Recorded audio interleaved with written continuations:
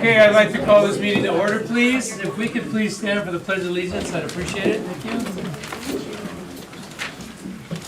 The Pledge of Allegiance to the flag of the United States of America and to the republic for which it stands, one nation, under God, indivisible, with liberty and justice for all.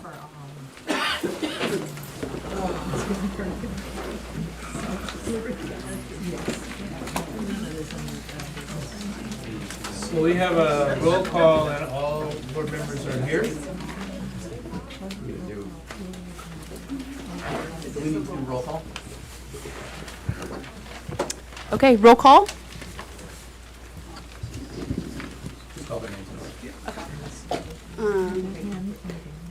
Director Slider, Here. Director Smith, Here. Director McMaster, Here. Director Conan, Here. and Director Fields. Here. Okay, thank you. Okay, there's been a change in the agenda from how it's written. Nothing's been excluded, but agenda change under old business. We're going to move D to C and C to D. So that's down under old business.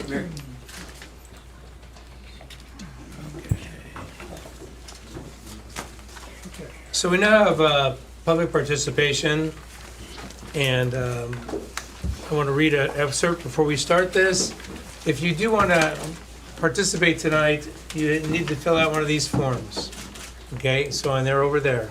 So here we go. Thank you for participating in public comment this evening. The public comment period is an essential part of local government meetings.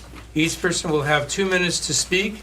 Unless there are over 10 people here to speak, well, then we'll go to 2 minutes, which there are in this pile. Our governing body takes input into consideration. However, in observance of Oregon open meeting law, this isn't the time for dialogue, but rather a time for us to listen to you. I have a sign-up sheet.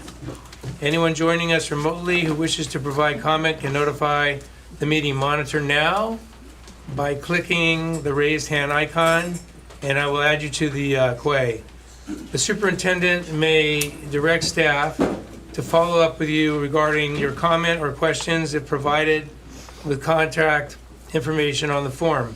Before you make your comment, please state your name and whether you live in or out of district, please. To keep things moving along, we will be calling 2 names. The first person will speak, the second person will head to the podium to be on board to speak next. So thank you for all for being here, and we will commence. Okay, first up is Bob Youngman, and on board is Tamara Bush Johnson.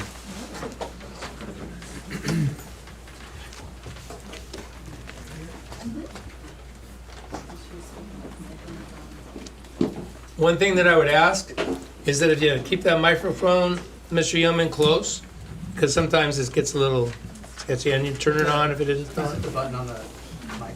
Thank you. And one thing I'd also like to add, while people are giving public comment, please no talking amongst the crowd, just to give the respect to the person who is speaking. Okay, are we good to go? You can hear? You can hear? Okay, I'd like to see a show of hands on the board of the people who knew Crystal and Bob Riley. See, we're far beyond where we are tonight.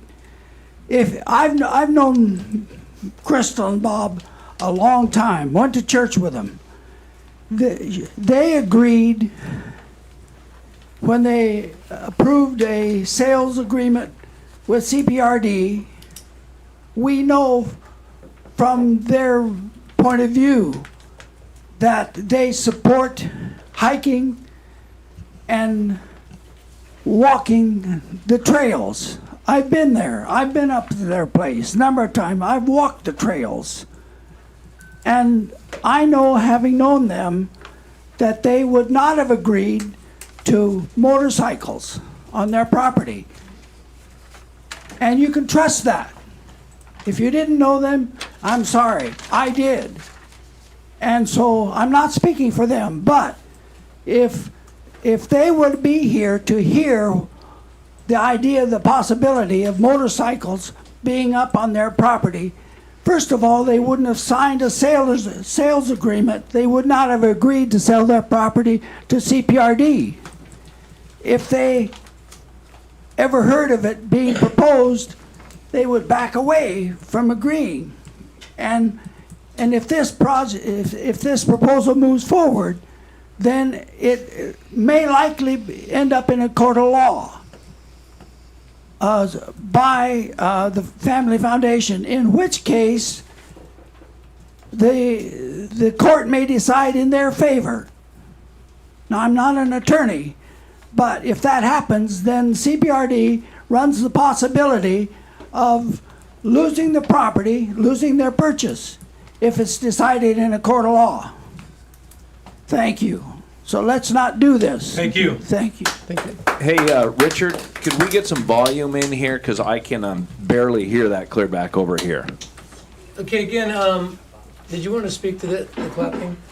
Yeah, so with respect to what we're asking people for the House rules tonight for public comments, remain silent while other people are making their comments and during board deliberation so that people can make their public comment. And then, while people are speaking, as well as after they finish, no booing, no making snide comments, no clapping, no cheering. We remain silent as we transition out of those. That is the same thing as making comments and making noise. So please keep a respectful atmosphere for everyone here. So Thank you. Is this on? I don't think we have it's- Tamara Bush Johnson It's on now, on, but I'm and not sure Don it's doing Holland is on board. Thank you.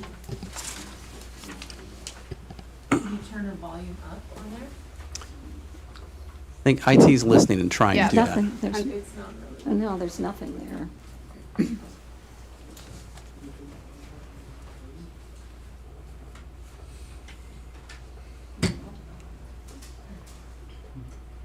IT's doing what they can. If we want to proceed, we can do so. If it gets to be a problem, we can stop and take a pause. Do we need to legally have it on? seats to be closer?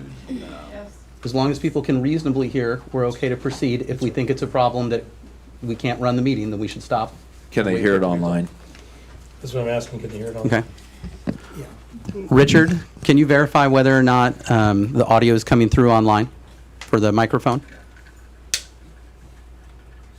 He said it's coming through online. He's doing what he can to increase it in here. Okay.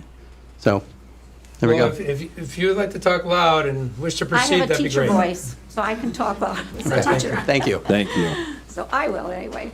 Okay, and by the way, I'm speaking with Michelle Blankenheim right here. We're splitting our comments, so it may not flow if there's somebody else after me. We signed up together to follow, so if that works.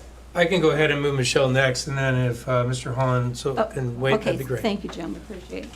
Okay, so speaking for Michelle Blankenheim, CPRD Board contracted with C2 Recreation Consulting for $10,000 to assess needs of mountain bikers, which are 2.9% of park users. They recommended allowing mountain bike access back into Ewing Young Park and also the Bob and Crystal Riley Park. The CPR board banned bikes at the Ewing Young due to conflicts with park users, and also at the Bob and Crystal Riley Park due to conflicts and the legacy of Bob and Crystal Riley land donation. I, Michelle, have serious concerns about the mountain bike trail assessment prepared by C2 Consulting. The report should not be treated as an unbiased or comprehensive planning document.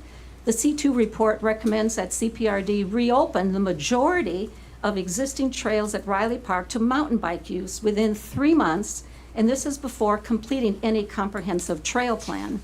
They recommend granting access first and studying impacts later. That's not responsible park management. The report undermines the bike advocate narrative that bike access at Riley Park would primarily serve young children and families riding together casually. According to C2's own recommendations, the target mountain bike users for Bob and Crystal Riley Park are NICA riders, the National Interscholastic Cycling League, and NICA is described as structured mountain bike training and racing group.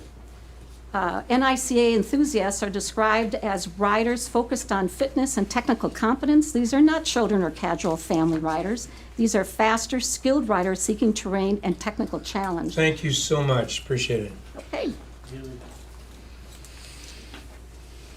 Michelle Blankenheim in District So they are faster and skilled riders seeking terrain and technical challenge. That distinction matters greatly when evaluating safety, trail conflict, narrow trails, etc.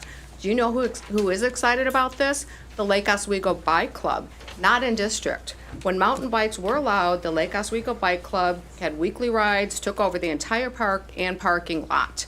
They also closed the park down for races, didn't notify anyone. How will this impact current users? How will this impact traffic? Will there be a traffic study? The report also contradicts repeated assurances that mountain bike access will not require major changes to Riley Park. C2 wants to reopen existing trails, develop mountain bike trails, plan, build new trails just for mountain bikers, ultimately turning the park into a mountain bike park destination to attract bikers from all over, thus displacing current users. That's a very different proposal from simply allowing limited bike use on existing trails, which is what some board members are claiming. It means physical alteration to the park, it means changing user experience, displacing wildlife, erosion, bike ruts, and most importantly, it will change the quiet rural character that current users value. All this for maybe 2.9% of the users. Most alarming is the board continues to overlook the voice of the people. The board has received hundreds of letters from current park users pleading to keep Bob and Crystal Riley Park as it is today. In light of the blatant misuse of taxpayer dollars to support a pet project, in light of the complete dismissal of the majority of users who are hikers, and relying on a biased consultant report to justify a predetermined outcome, it is overwhelmingly clear that Jim McMaster, a mountain biker himself, is self-serving and not considering the majority of constituents. Therefore, I feel Jim McMaster should resign. Thank you, and I apologize for the interference.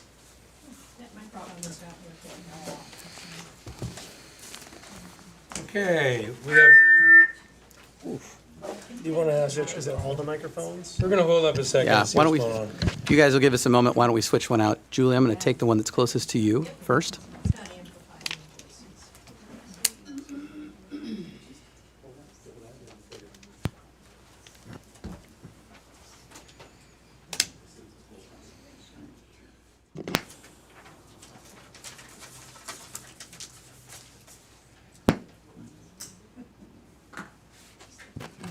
Do we have any audio through that? Is that coming through that? Okay. Thank you. I'm Don Holland, in district. I'm here in favor of having bicycle and mountain bike access in some of the park areas that Chehalem Parks and Rec manages. Here in Newburgh, Yamhill County, we have a lot of beautiful land, but we have nothing dedicated to bicycling. I think as far as city routes and trails, it's nothing. Try riding what they call a bike trail in 99W, and definitely watch out for the debris the street sweepers pushed into what's supposed to be the bike trails. So, I hope Chehalem Parks and Rec works through what they've promised, which is coming up with an area for bicycling as in part of their areas. I want to refute something, or at least comment on something the last people said.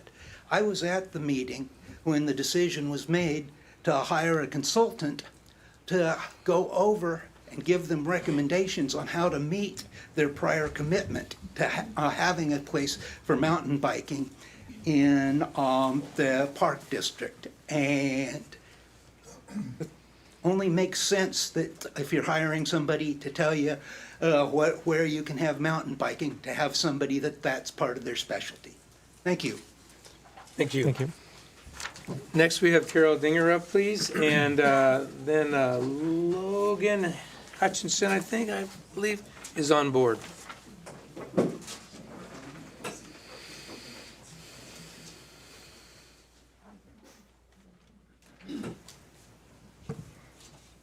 My name is Carol Dinger. I live out of district, but I represent the Lad Hill Neighborhood Association with over 600 households that are the neighbors of Crystal Riley Farm. Many who have known Crystal and have enjoyed her company and her generosity to hike, walk dogs, and ride horses on her property over the decades. When Crystal experienced a living history farm, she knew that was what she wanted, her legacy for our community. She wanted generations to know what life was like on a peaceful working farm of the past. She wanted there to be historical recreations of draft horses working the fields, horses and carriages getting folks around the mountains, blacksmiths repairing and maintaining different equipment and household items, candle making, foraging the land for materials to make baskets, finding roots, berries, leaves to eat, and medicines from plants, and for people to appreciate, like she did, the peacefulness of living in the country surrounded by beautiful wooded areas with secret vistas. CPRD should be honoring her vision and any uses and investments they make to her generously donated land. To do otherwise, I believe, is a violation of charitable assets laws that protect land given in good faith from abuse of intended uses. It's like shooting an arrow in her heart to allow thrill-seeking, speeding, boisterous bikers on her peaceful nature trails and abuse of her goodwill on the land she generously donated for historical heritage farm use. Should CPRD choose against the will of the people, betraying our trust and the wishes of Crystal Riley in approving mountain bikes on this precious land, I encourage all opposed to file a complaint with the Oregon DOJ Charitable Activities Division for misuse of charitable assets, and let the Attorney General, the Chief Prosecutor of Charitable Assets, investigate this issue. I will post the link on all Save Riley Park and Riley Equestrian Facebook pages for everybody to access. I also want to... Thank you. Appreciate it. Logan is up, Logan Hutchinson, and Jack Chris is on board, please. Good evening. My name is Logan Hutchinson. I moved to Newburgh when I was about 8 years old, and I've lived on the south side most of my life. I've been skateboarding since I was a kid. Newburgh Skate Park has been a part of my life as long as I can remember. My childhood was difficult between the ages 8 to 12. CPS was regularly involved in my life. I started using drugs when I was about 13, got into trouble at a young age, eventually became a ward of the state. I later experienced homelessness, spent time in prison. Today I've been out of prison for almost a little over 2 years. This Christmas I'll celebrate my 5 years sober. Through every stage of my life, one thing has stayed constant: skateboarding and biking. The one place I felt safe, and it gave me community, and when I didn't have stability at home, it gave me something positive to hold on to, was a skate park, and it showed that some adults can be right.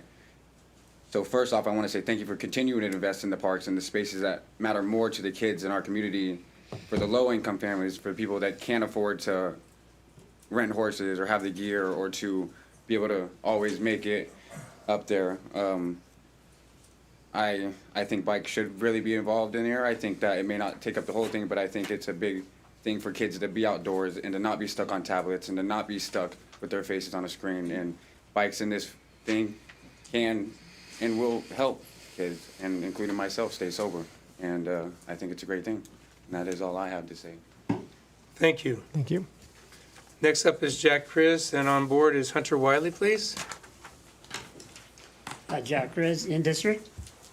While you can see a large crowd of equestrian supporters here, don't forget that several CPRD recent surveys show that more members of the general public support cycling opportunities within the district than the equestrians you see here in this room. This is not to say that equestrians should not have a place to ride, but let's just be fair. Cyclists should have a safe place to ride too. It is quite simple for a special interest group to rally the troops. Much harder to gather input at meetings like this from residents who are immersed in their daily lives. Not everyone is comfortable being an activist in a public setting. Neither am I. I have several facts, totaling 11. Some have already been mentioned, so I will skip those. Hiking, biking, and equestrian trails each need an expansive area to adequately provide the user experience each user type prefers. Conflict normally occurs between different user groups within any park setting. Locally, nationally, internationally, there are many examples where measures to manage all park user types successfully have been implemented. In the prior iteration of biking activities allowed at Riley Park, conflicts became apparent. Numerous such studies have shown that education, signage, physical obstacles and barriers, video cameras, and human supervision have been employed to manage and provide safe recreational environment for all users.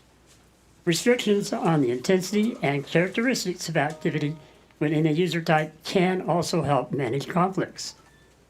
There's currently no park in the district that allows cycling. A proposed location for bike trails at the retired landfill in the river is impractical, given that the soil covering cannot be disturbed. The claim that bikers, hikers, and equestrians cannot exist in the same park is demonstratively false, with local examples in the region including Metro's Salem Ridge Nature Park and the Forest Service Sandy River Delta Park near Troutdale. Nationally, there are scores of parks with multiple user types. Thank you so much, appreciate it. Thank you. Okay, we have Hunter Wiley up, and Stacy Harnell is next on board. Thank you. My name is Hunter Wiley, and I'm out of district. I'm here to talk about the status of Jakewood pickleball courts. Excuse me, 1 second, thanks. There you go. Hunter Wiley, I'm here to talk about, well, I'm already into it. Anyway, talk about the status of Jakewood pickleball courts. Over the last year, I've been doing video recordings, basically weekly, of the court status, and it's been published on Facebook. So anything I say can be checked on that, and it's done with commentary. Currently, we're facing repeated failures of the court surfaces out there. All of this has been discussed with the district in writing, and this has been submitted to Clay. He and I have very open discussions on this. There's serious problems with the sub-base in certain areas. There's serious problems with all of the sub-base and the whole court. I don't know if the board is familiar with it, but the construction people had to put down 2 sets of gravel initially because one was sinking that they put in. They then paved over that, paved over the ends of the pickleball courts. That started sinking.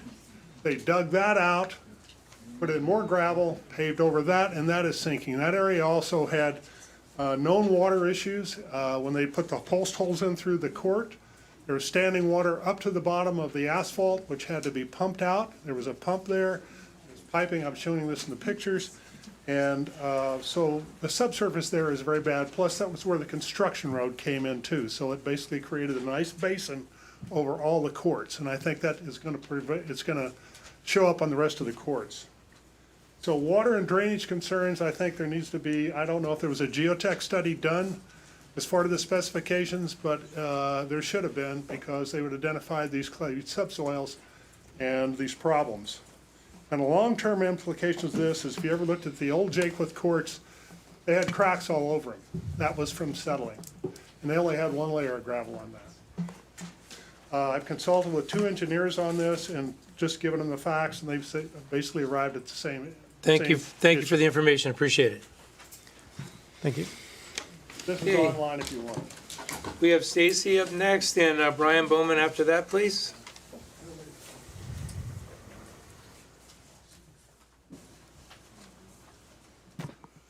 Hi. In my latter adult life, I became a researcher. I did some research into what's going on here. I've done some interviews up at the park, and I've also interviewed some mountain bikers in regard to this. I also have been watching what's going on online, and there are a lot of threats about lawsuits. And I've just listed what seems like to be the problems here. One is that the people feel like the survey was a bit misleading when you jump from wanting soft surface trails and then you catapult into mountain biking. The project name was generally about bikes, but the $10,000 were spent on mountain biking. This is a major flip-flop in policy. That's hard for your residents to buy. And then the $10,000 assessment that reads more like an ad for the mountain biking community. Now, I have to say that I come from a mountain biking family. I love biking, and I used to be pretty good at it. But Crystal Riley Park, the passion there is that it's not for mountain biking. It's for quiet observance. Since the mountain bikes have left, there have been more and more hikers coming. You haven't done any sort of a census on that. I've done 39 interviews, had 3 people say, yeah, bikes might not be a bad idea. The rest have been pretty emphatic, no. The 3 were, one of them was like, well, yeah, as long as it's kind of gentle riding around maybe the pastures. The other 2 were mountain bikers and said, yeah, this could be a great place. And I said, well, the idea is, according to somebody who's posting online as a spokesman, though he's just a mountain biker in the area. Thank you. Thank you so much. Thank you. Next, we have Brian Bowman with Alex Mitchell. After that, please. Brian Bowman, in district, over between College and Maine. CPRD has a real opportunity at Riley Park, and I think the community is ready for it.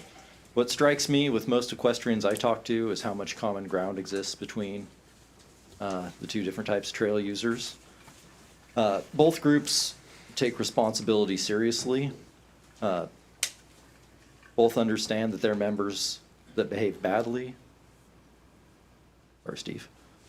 They all look bad. That kind of self-accountability is exactly what makes successful trail users, or successful trail sharing. Cyclists aren't looking to change the character of Riley Park. They love it for the same reasons everybody in this room does. I can't guarantee that every person up there is going to follow every rule, but I can tell you that there's a critical mass of people on both sides who genuinely want to see this work and that will show up to make sure that it does work. I hope the board will have the goodwill to give shared usage a chance. Thanks. Thank you. Thank you.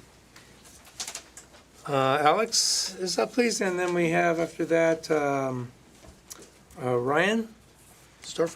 Thank you. My name is Alex Mitchell. I'm a resident of Newburgh, and I'm in district with regard to Riley Park. I believe the board erred in its 2023 decision to disallow bicycle use within the park while continuing to allow equestrian access. By virtue of being a public agency and managing public lands, the board had then, and still has now, an obligation to manage its properties, including Riley Park, in such a manner as to allow the most access by the greatest number and variety of users, subject to reasonable regulation. That obligation is not superseded by donor intent, whatever that is supposed to mean in this case, nor should the board take it upon itself to pick winners and losers from among its user groups. Therefore, I would encourage the board to reconsider that decision and to allow bicycles access to the park alongside equestrians and pedestrians, subject to an appropriate set of rules as determined by CPRD staff. Thank you for your time. Thank you. Thank you. Ryan is up, and then we have Chris Reichwick. Right. I said that right? Okay. Ryan Storfa. I live out of district in Sherwood. I probably spent 30 hours a week in district as an unpaid volunteer on CPRD properties at the BMX track, where I'm the track operator. So it goes without saying that I'm a cyclist. I grew up in Montana. Most of my family is moto and equestrian riders. So I am the only dork on a bike, the bicycle, not a motorcycle. We seem to get along fine. We shared the same trails, rode the same trails growing up. When I moved to Oregon, I rode mountain bikes a lot for about 10 years and probably spent 5,000 to 10,000 hours in the woods sharing the same space and often the same exact trails as equestrian riders. Never had a single issue. Some of my favorite trails in the Coast Range are at Stubbs Stewart and Gales Creek, and both of those have very heavy horse presence, and they seem to get along just fine. To that end, Ewing Young Park has RC cars, BMX bikes, skaters, dog park, disc golf, and hikers, and in a much smaller footprint than Riley. We seem to get along just fine down there. At the end of the day, I know how much freedom bikes gave me as a kid, and I just want to do the same for the next generation. I just want to see kids on bikes, whether that's a BMX bike or a mountain bike, and I think this is a great area to do that and expand to a mixed use. And there's plenty of room for separation there. So. Thank you. Chris. And then we have Ann Duffy, please. Thanks. Chris Reisowitz, resident of Parrot Mountain, out of district, 3 miles from the park. But I also speak on behalf of my daughter, grandkids, and son-in-law who are in district. We'd like to have the 8 and 10-year-old kids learn how to ride mountain bikes, and Riley's a perfect place for that. And I urge the board to vote to restore cycling access to Riley Park. I've ridden up there probably 150 times before the ban, never had a negative interaction with an equestrian or a pedestrian. I think that certainly there are ways to allow all uses. As a lot of people have said, as I've said before, the park should be managed for the best interest of the broadest number of users. The report, I think, aptly recognizes that there's a broad community desire for bike trails, and Riley is a perfect place for it, as the report also aptly recognizes. The report recommends short-term opening of trails and then a long-term plan. And as I've said previously, I'm willing to participate in that process. And I hope that other members of the community, including the equestrian community, will willingly participate in that process. There's ways that this can work. I've made suggestions in writing to the board. I've also had various conversations with people. Certainly the long-term plan for the park included bikes. Look at the 2016 CPRD environmental site assessment. It says, manage the property for outdoor recreation and making trail improvements for hiking and mountain biking. We ought to move forward and do that. The foundation tried to manage the property previously for equestrian use by fee. It didn't work. It shouldn't happen now under public financial support. As for Crystal's intent, I don't have time to talk about that, but if you look at her, the intent that's expressed in the foundation formation document, Thank you so there's much. nothing about no bikes or only horses. Thank you. Thanks very much. I appreciate your time. Ann Duffy, and then on board is David Hetty, please. Ann Dufay, I'm sorry. out of district. As a young woman, I wrote a poem called God Rides a Bicycle. I also love to jump my horse bareback. I have sympathy for the exhilaration of youth. I'm older now, and I don't go anywhere at speed, but I still treasure time in the outdoors. When my husband was recovering from his first stroke, he was determined to compete at 5K walk in Dundee. He needed a safe place to practice building his balance on grass and gopher divots. Thank you, Bob and Crystal Riley. Your park was a perfect training ground, safe place for him to go and do that. As the years have progressed, Riley has become ever more important to me. It is harder and harder for me to get away for long enough to travel to far-off trails, but I can almost always get time to haul 10 minutes up the hill for a life-giving ride. Local parks are, at best, both engines and expressions of community. Designed well, they improve health, emotional and physical healing, and joy and friendship. Managed poorly, they can become tattered objects of an endless tug of war. I've been following the Portland mountain bike community on Facebook to try and understand the issues from their perspective better. A recent hotly debated subject was the encroachment of e-bikes and their more powerful, bigger engine siblings on mountain bike territory. This is Oregon mountain bikers talking about their problems with other bikes. In the words of one mountain biker, he said, "It's the young and mostly fit dudes just ripping past me, knocking me out of my groove." That's his problem. His other problem, he said, is the technically illegal but never enforced bikes, e-motos and throttle assisted. They're different, he said, but in the eyes of enforcement or forest agencies, they're the same. Nobody is getting checked at the trailhead. So then he says, Thank you so much. I appreciate it. with motorcycles on the trail.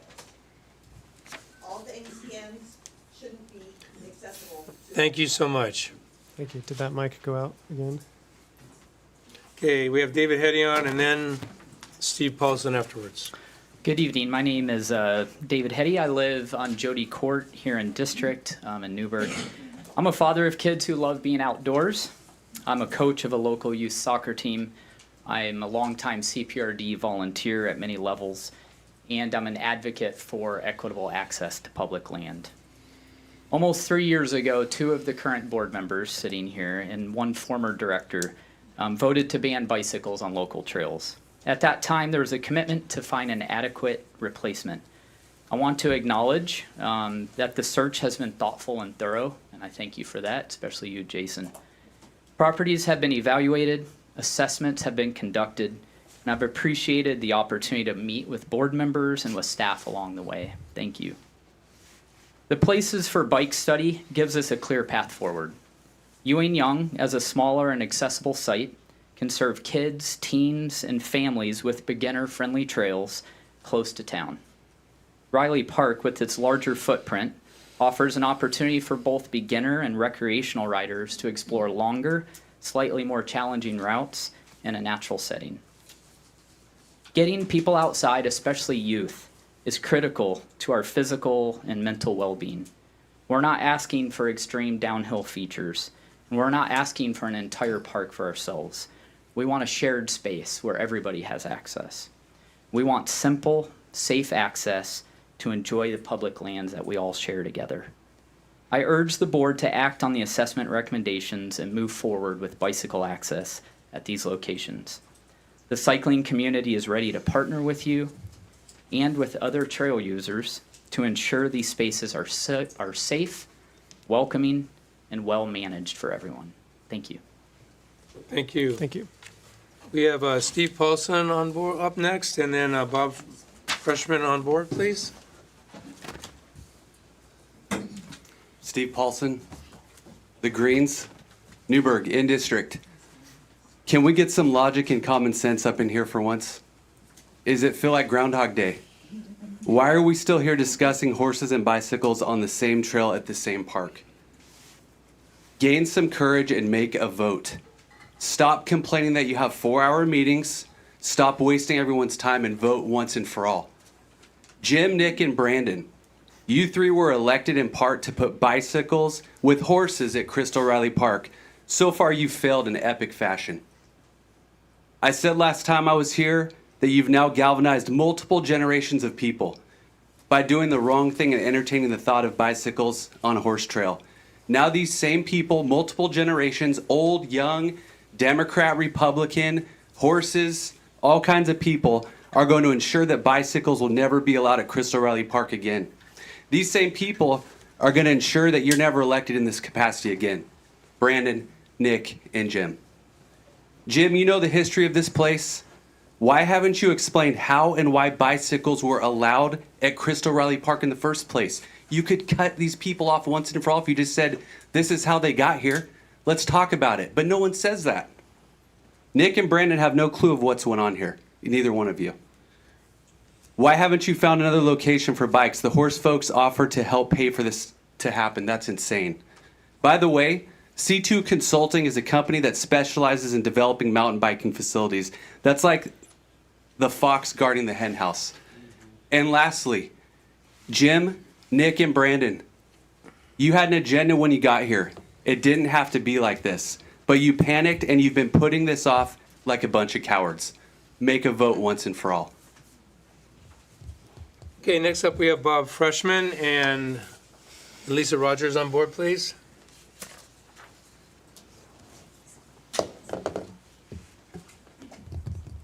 Thanks. My name is Bob Freshman.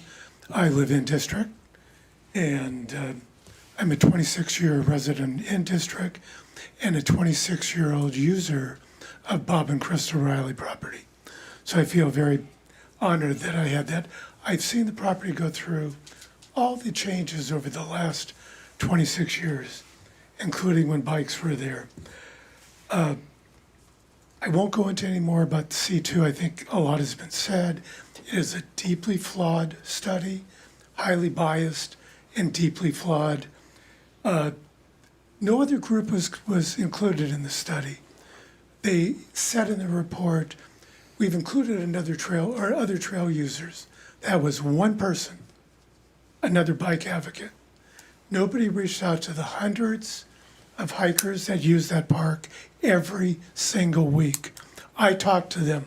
I'm up there daily. Why is it so hard for the board to want to include and talk to these people who account for almost 90% of the park users? Are you afraid what they're going to say? Are you concerned? You've heard them. They've sent in hundreds of letters. I cannot understand why their voice is not being included in this decision right now. Nick, you said at the last meeting when there was a proposal to talk about increasing fees for golfers, said, I think we should reach out and talk to them. Did you say the same thing for, let's reach out and talk to the Riley Park users? I didn't hear that. I didn't hear it from anybody on the board. I think that it is deeply flawed as far as the whole approach to it, and deeply disappointing that the board does not want to hear the majority of people that use that park. Thank you. Thank you, Bob. Thank you. Next up, we have Lisa Rogers. Hi, my name is Lisa Rogers, and I am in district. I would like to clarify the record. There was no donation of land. The land was purchased because there was a problem. So whether it was a good deal or not, it was purchased by the district, and it was very clear that the district could not limit what it could do with that park. Not only that, you guys, you're sitting here, you're not representing 90% of the people that are up there on the mountain every day. 80% of those aren't in district. You have a responsibility to the people of this district. You have to be inclusive, not exclusive. Keeping Riley Park only for horses and walkers is satisfying 3% of the people in this district. There are a lot of people, kids are important. Exercise is important. Riding that bike, too many kids are on their pads, as everybody else has said today. It's a third of the district's land. To leave it to horse only without bikes for 300 and some odd acres would be irresponsible for you to continue to do this. I'm kind of surprised and I'm sad that I was on the board when the vote was made to exclude bikes. And I'm really hoping that at this point, you will decide that you are representing all the district and not just a small piece of it. So I encourage you to please include or let bikes come back up onto Crystal Riley Park. Thank you. Thank you. Thank you. Clay, do we have anyone online that came in, or are we? I'm going to look for a text from Richard or something on the screen. If Richard, if you could indicate if we have anyone online that's got a hand raised or indicating they would like to make a public comment.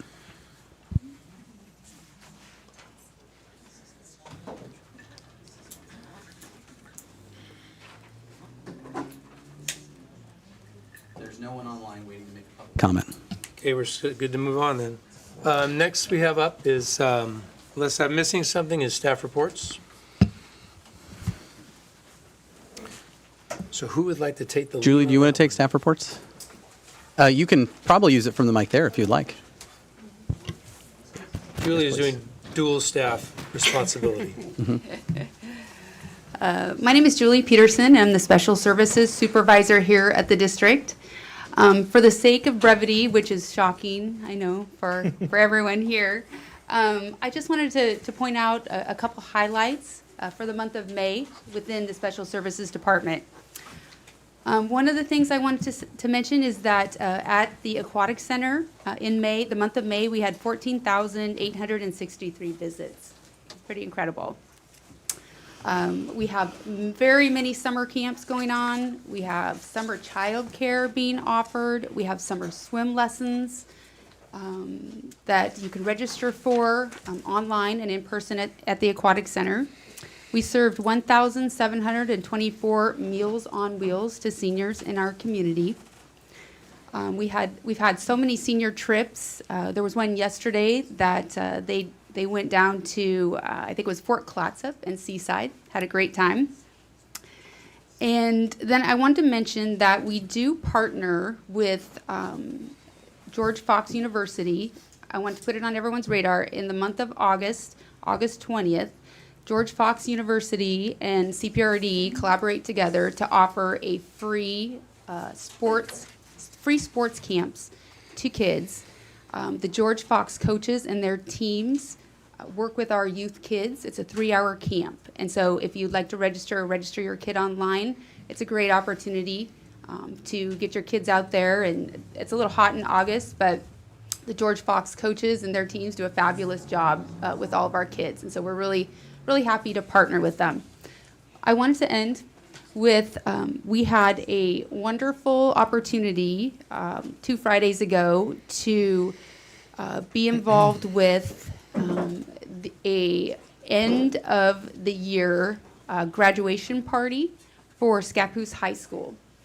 They graduated, I think it was the 10th maybe, or that Friday, and they put them on Scappoose High School seniors, they put them on, graduated seniors, they put them on buses, and they bused them to Newburgh. The Aquatic Center closed at 9 o'clock. At 9:30, they arrived. And from 9:30 to 4 a.m., they had so much fun. There were inflatables. We had floaties that they could watch a movie in the pool while they were floating around, swimming, hot tub, lazy river. They had they played basketball. We had bingo. They had some gambling, I'm going to say.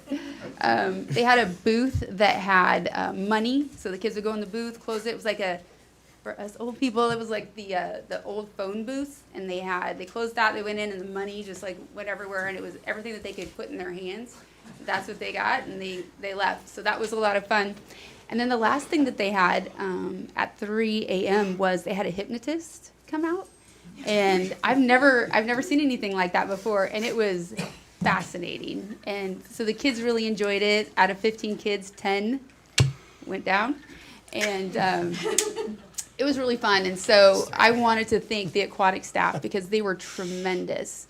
Wendy, Krista, and Jeff did a great job. The lifeguards were amazing. I did not think I'd be able to stay up that late, but there was so much going on that it was so much fun, and a good opportunity for the Scappoose kids to have some fun. So I just wanted to mention that and thank our staff, and I think that's it.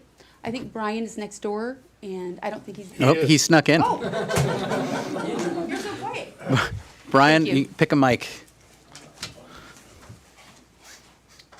My staff report is in the board pack, and the idea of saving time or whatever, I think we got a lot of meetings still ahead of us. I'll leave it at that. Thanks.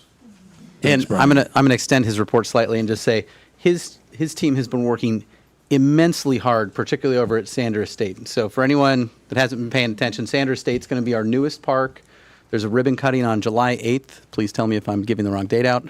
Okay, and they were just had all hands on deck, managing all of our parks while doing the plantings for that new park to get ahead of that heat wave and make sure that those plants got in the ground, things survived, and that it looks great. And it's really crucial at times like this for the park. And so his team has been doing nothing but working hard, particularly in tough conditions as we roll into summer, and still maintaining really great looking parks and trails and facilities. We've had other things going on across the district. So kudos to Brian's team. They've been doing great.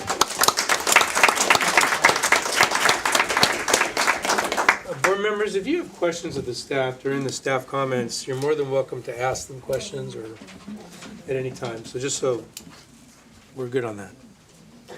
Okay, any other staff comments? You guys doing a great job. Appreciate it. Thank you. Okay. So I need a motion to approve the consent agenda. I don't know, do we approve first then discussion? There was one item on there that I would like to, item C, I'd like to discuss a little further. Maybe best to move that to new business and approve the May minutes and the authorization of the superintendent for the IGA.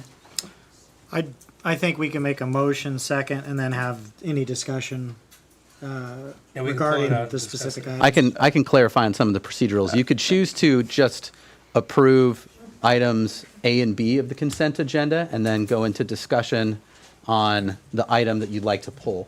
You can go ahead and pull it now and you can choose to do it right now under the consent agenda to discuss and decide what to do about it, or you could move it to wherever you'd like in new business. Yeah, I'm fine to discuss it now if that's procedurally okay. Okay, so I guess to the Well, board. I'd rather go approve A and B and then discuss that, and we can approve that too. Is that how you want to do it? Is that what you Well, said? I'm just asking, Director Conan had said that he wanted to talk about C, so I would say don't approve it and then talk about it, because then it won't matter. Okay, I know. Okay. I'll make a motion to approve matters A and B on the consent agenda. I'll second it. Okay. Voice vote on that? Aye. Aye. Aye. Aye. Let the record show that was unanimous. Okay, so we can discuss C?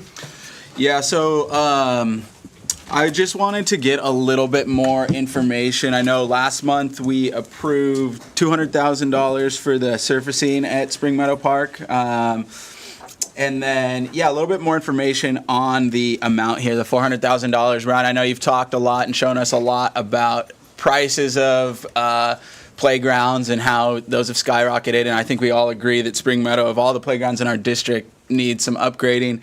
Could you go in a little bit to what playground specifically you went with and why that number is at that $400,000 number? I remember during the open house, you printed out a bunch of pictures with a whole range of prices and options, and just kind of go into why you went with the way you did.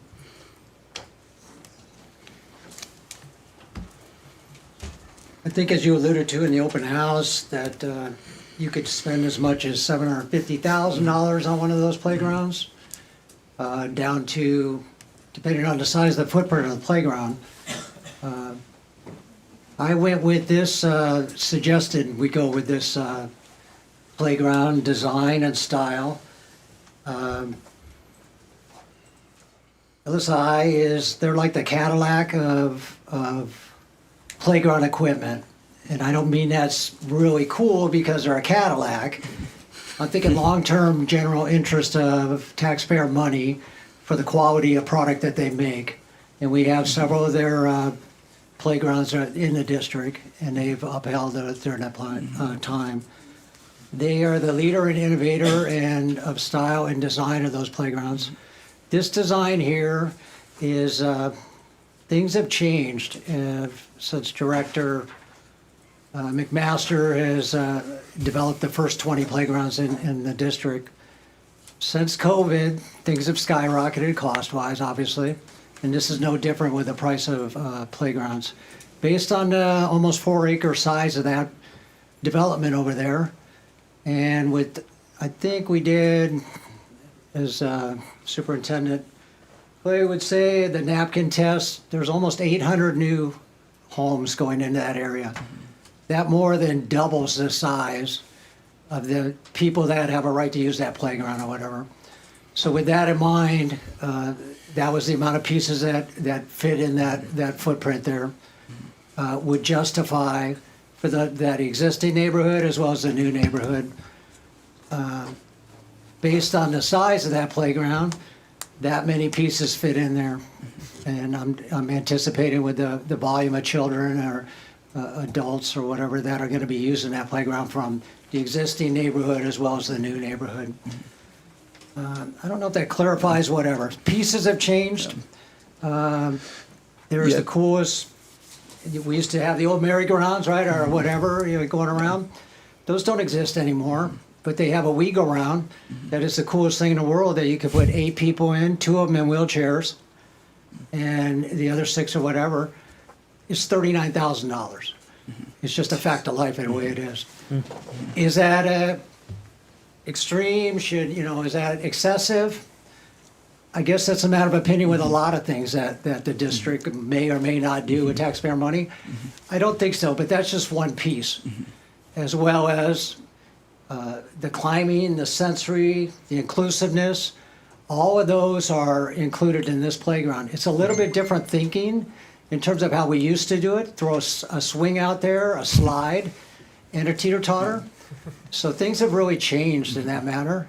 And I really took the approach in dealing with a vendor who leads the league in inclusiveness, all abilities. And it's not just for playground design anymore for just 2 to 12 or whatever. It's actually for all of us adults that actually come over there with your children. And can I actually get my child to that piece of apparatus? That's important. So that $225,000 forever lawn or whatever surface enables that to happen. So I feel that's super important. And the same thing with the different aspects of the apparatuses that are existing out there, the different sensory and all-inclusiveness. So all of those things together bring us to where we're at now. Is it the most expensive? Nope. Is it the least expensive? Nope. Is it in between? It absolutely is. And I think that's how we got to where we're at. Awesome. Yeah, that was helpful to hear. Thanks for the clarification. And yeah, I think you're totally right about that part of town is growing and is already slightly underserved when it comes to playgrounds. I think the closest one has to be the aquatic center, the closest other playground. But yeah, I appreciate that. Yeah, any other comments, questions, concerns? Yeah, how many years do you think it's expected that this will be, maintain its quality and usability before obsolescence? I think, Director, at least the 30 that or more that the existing playground did, for sure. And that's how old the existing playground is, 32 years old now. Thanks.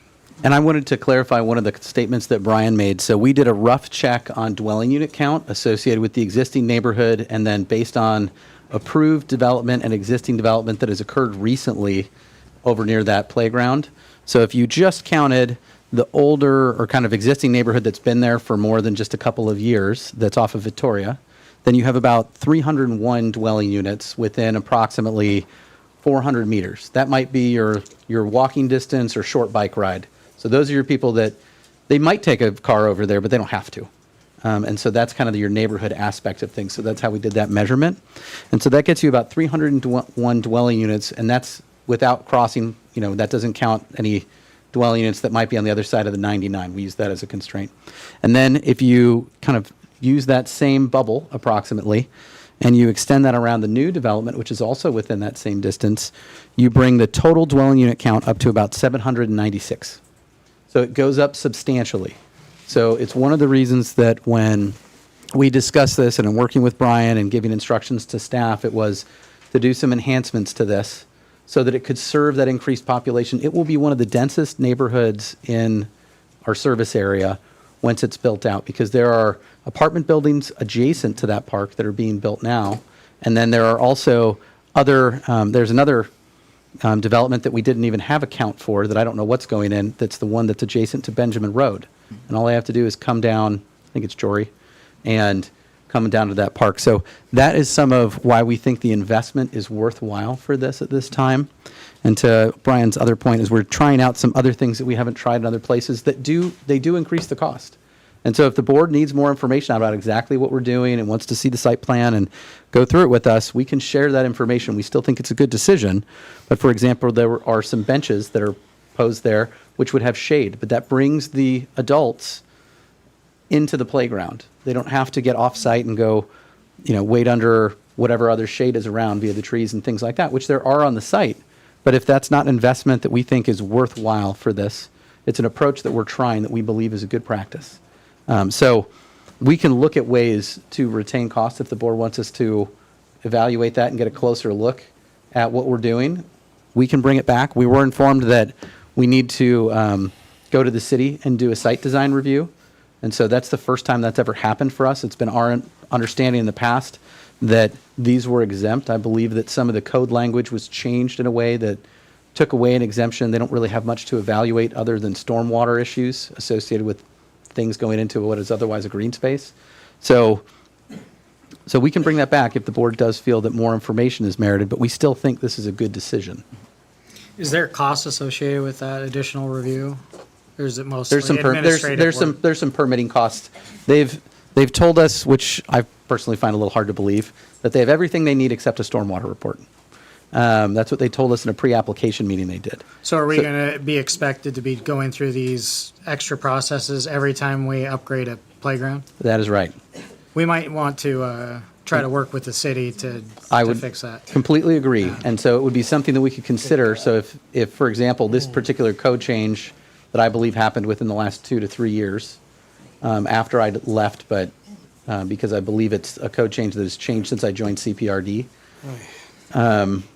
that might be something we ask them to put back on their maintenance schedule for legislative changes, which under their current community development director, they try and do that annually.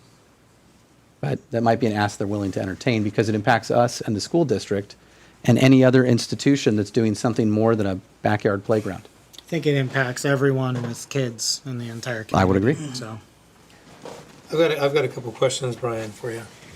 That piece of property, when I came here, that was one of the first playgrounds we built.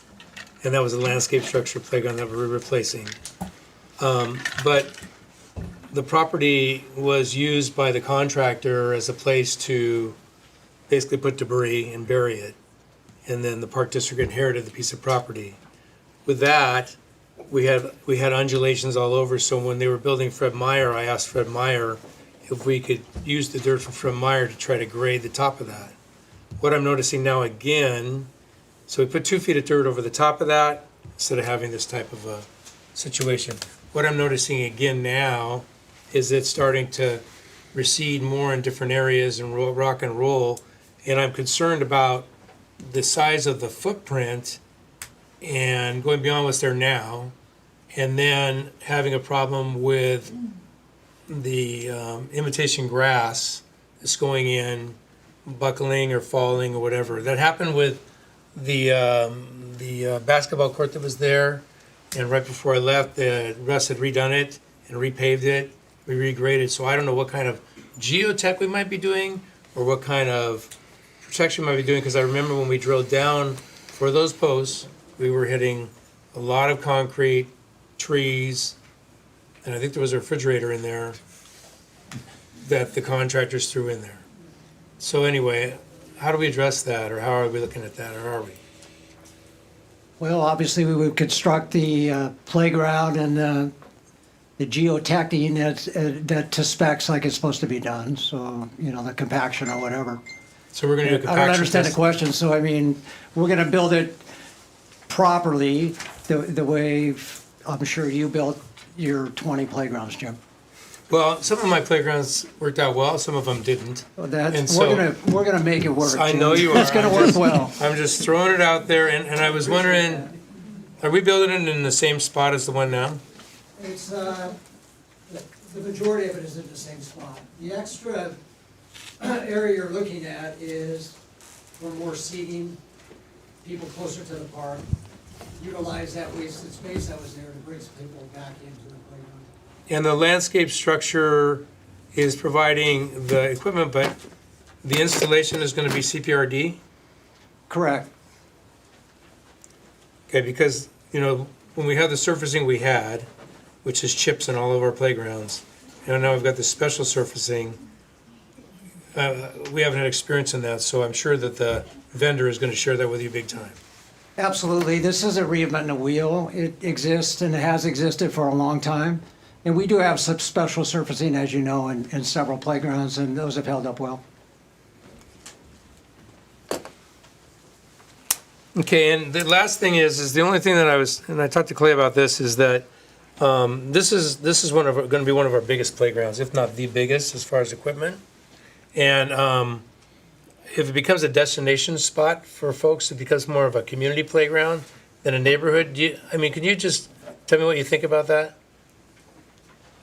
I don't think it's necessarily the biggest, to be honest with you, the amount of equipment. I think it's spread out more. And I don't think it's going to become that, sir. I really don't. I think with the neighborhood that is there, and it's like anything else, you would say that, okay, the pool is the most popular, but there's plenty of times when there isn't a single person at that Right. playground. It's going to be, you know, like this, peaks and valleys, and like a lot of our facilities are. I don't see a lot of people packing up from 9th Street to go over and use the park. That's just my opinion. They have a lot of other options closer to home. Okay, thank you. You're welcome. I make a motion to authorize staff to purchase new playground equipment for Spring Meadow Park in the amount not to exceed $400,000. I'll second. All you, Brandon. I guess that's me. Who was the second? Me, Brandon Slider. Okay. Okay, call for a vote? Jason? Aye. Aye. Aye. Aye. Aye. Thank you. Okay, unanimous. So under new business, we have presentation of the results of a multi-site study for future mountain biking development and possible board direction to staff. So I will be delivering the presentation. One moment while I pull up the controls on my side. Richard, if you could go ahead and put that on the screen. I've got the controllers up on my device.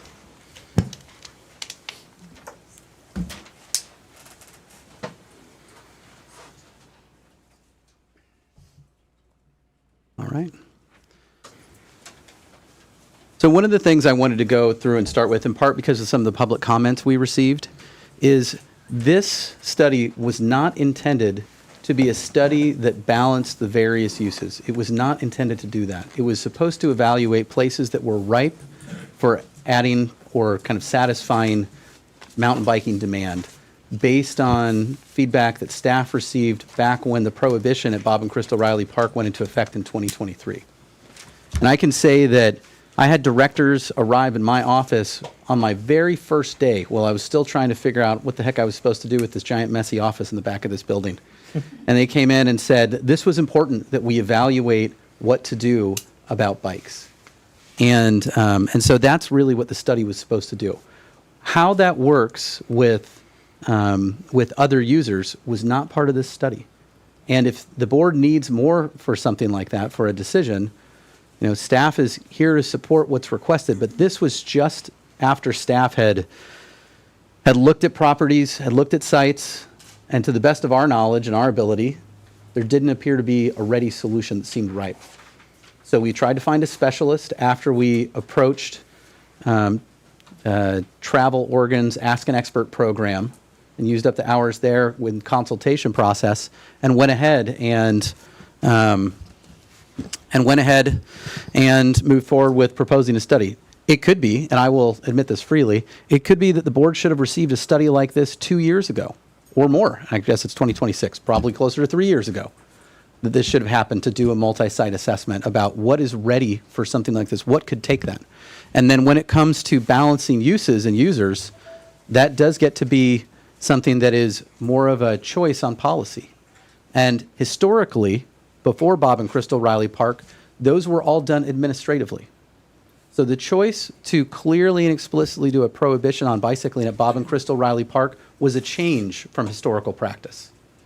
Historically, that's not what had happened. It had been something that we did administratively, for better or worse. The board acted well within their authority and can get interested in anything that we do, should they choose to do so. They can ask staff to give more information. They can choose to make decisions. That's what they have. So with that, I'll go ahead and proceed. So report objective: to assess the needs of local mountain bikers and to evaluate opportunities within the district's portfolio to provide trail access for them.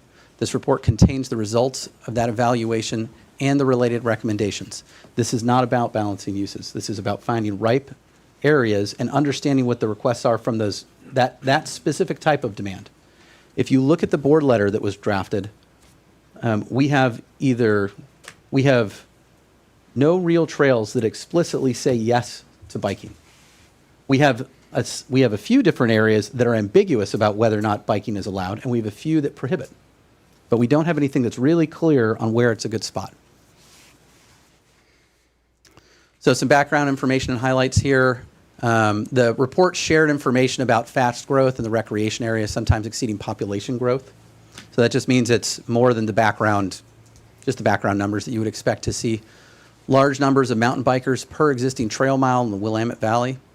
That there tends to have the highest number of users per mile. That participation rates over here in Western Oregon, or in the Valley, are higher than state average. And that mountain bikers participate most frequently out of the trail-based activities that were studied in the study that was referenced in this report. Now, to me, some of these things there are different things that these seem to indicate. So I think that there's a lot of information that's just kind of thrown out there, and it doesn't necessarily say, yes, we should do this, no, we should do that. So some of the items here also, these are in the board letter. We looked at some of the user profiles that were shared in the report. So kids and teens was one user profile characterized, then families, NICA riders, enthusiasts, and destination riders. And the mileages that are shown here seem important to me because it's the idea of what kind of mileage do you need to make that a fulfilled activity, was how I would interpret what the report was sharing. And so obviously you have kids and teens, that demand goes down, but then as you get into more advanced or intermediate riding, those demands go higher when it comes to that. And then elevation change needs are different too. A few excerpts from the report that I wanted to share related to kids and teens. At the 2025 CPRD Open House, residents expressed a strong demand for mountain biking opportunities for kids and teens. This is not surprising as nearly 33% of households in Newburgh have residents under 18 years old, much higher than the statewide average of 20%. Regarding families, in the district, residents indicated that family cycling was one of the most important experiences for them. NICA user profile, even though the major city within the district has an above average number of households with kids and teens, the in-district population of potential NICA riders is likely not large. And so this is just going through those user profiles highlighted in the past slide. This was, and maybe this should have actually been a little earlier in the presentation. I apologize for that. So these were the different sites that were evaluated. So a lot of the focus, a lot of the interest that people have expressed thus far does focus on Bob and Crystal Riley Park. But again, it was a multi-site study that evaluated many sites throughout the area that seemed like they could be hosts. Some of those are district-owned property. Some are non-district-owned property. The ones that we don't own include places like the former Dundee landing site. We don't even know if we would be able to acquire that, but we wanted to make sure we had a look at that and decided whether or not it was good. That one was in the scope of work, but I don't believe the consultant was able to fully get on property because we weren't able to obtain permission. So that was part of the scope, but that was just something we didn't get. If you weren't able to get permission, why the hell didn't somebody call me on the phone and say they need to get permission? It didn't happen. I don't know. I have an answer for you. He's not talking about landfill, he's talking about another piece of property. Okay. The valuation on the landfill and Baker Rock site occurred. Okay, very good. Occur. So this is the Dundee landing site. That's the end of 8th Street in Dundee as it approaches the river. Okay. Sorry if that was not clear.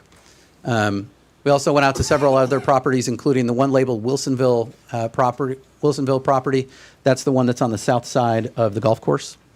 The one labeled the Brillis property is an undeveloped property that was donated to the Park District and does not have a determined use or plan associated with it.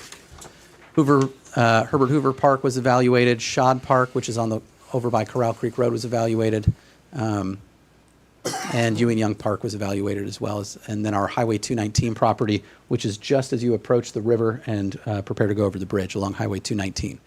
And it actually straddles that highway.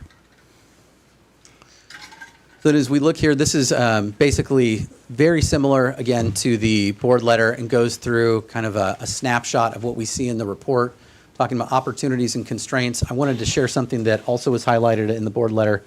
I specifically spoke with the consultant when we started going through drafts and talked about user conflict as a constraint. That was something I expected to see some level of discussion on.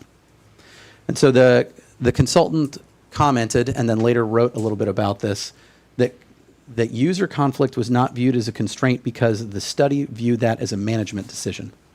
The district has the authority, whether it's through the board or administratively, to decide what uses or users are out there.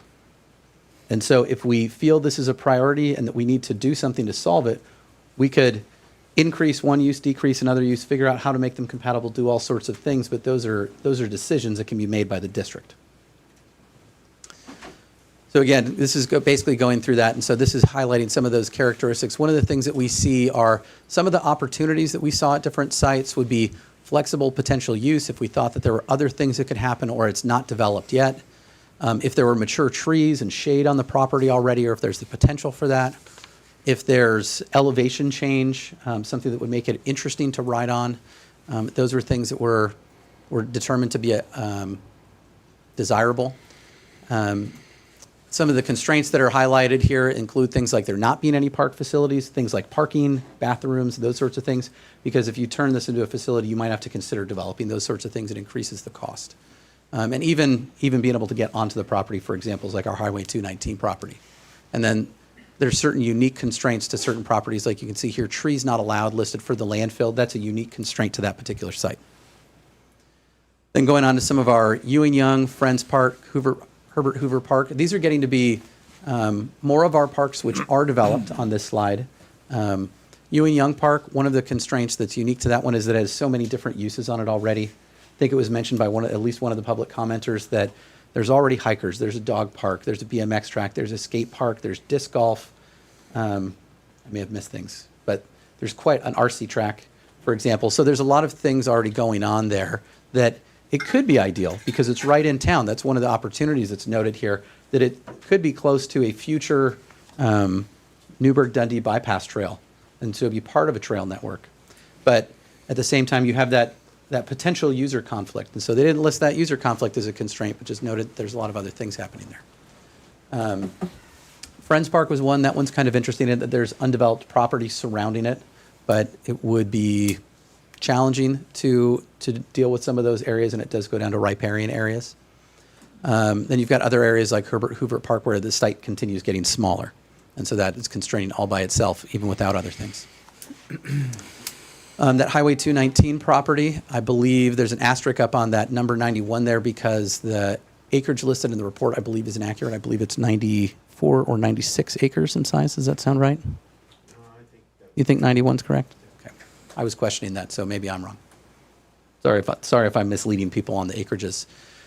Shad Park had a unique situation in that it's got a very steep side to one park and then it's flat on the top. So although that would be ideal, you could create a hazardous situation just by that one single sheer area. And then our Wilsonville Road property is almost completely flat, was formerly agriculture. So there's not a whole lot of interest there and not a whole lot of elevation change. So the report recommendations, as has been discussed, and I think anyone who's read the report, that's kind of the conclusion that's towards the back of it. It recommends improving access at Ewing Young Park with a focus on improvements for kids and teens and families. And then also improving access at Bob and Crystal Riley Park with a focus on NICA riders and enthusiasts. Then mid and long-term recommendations are to increase multi-use bike and hike at other areas as opportunities arise. Develop Highway 219 property with a trail network when that occurs. And then to continue evaluating the Newburgh landfill for a possible destination quality bike park for residents and tourism purposes.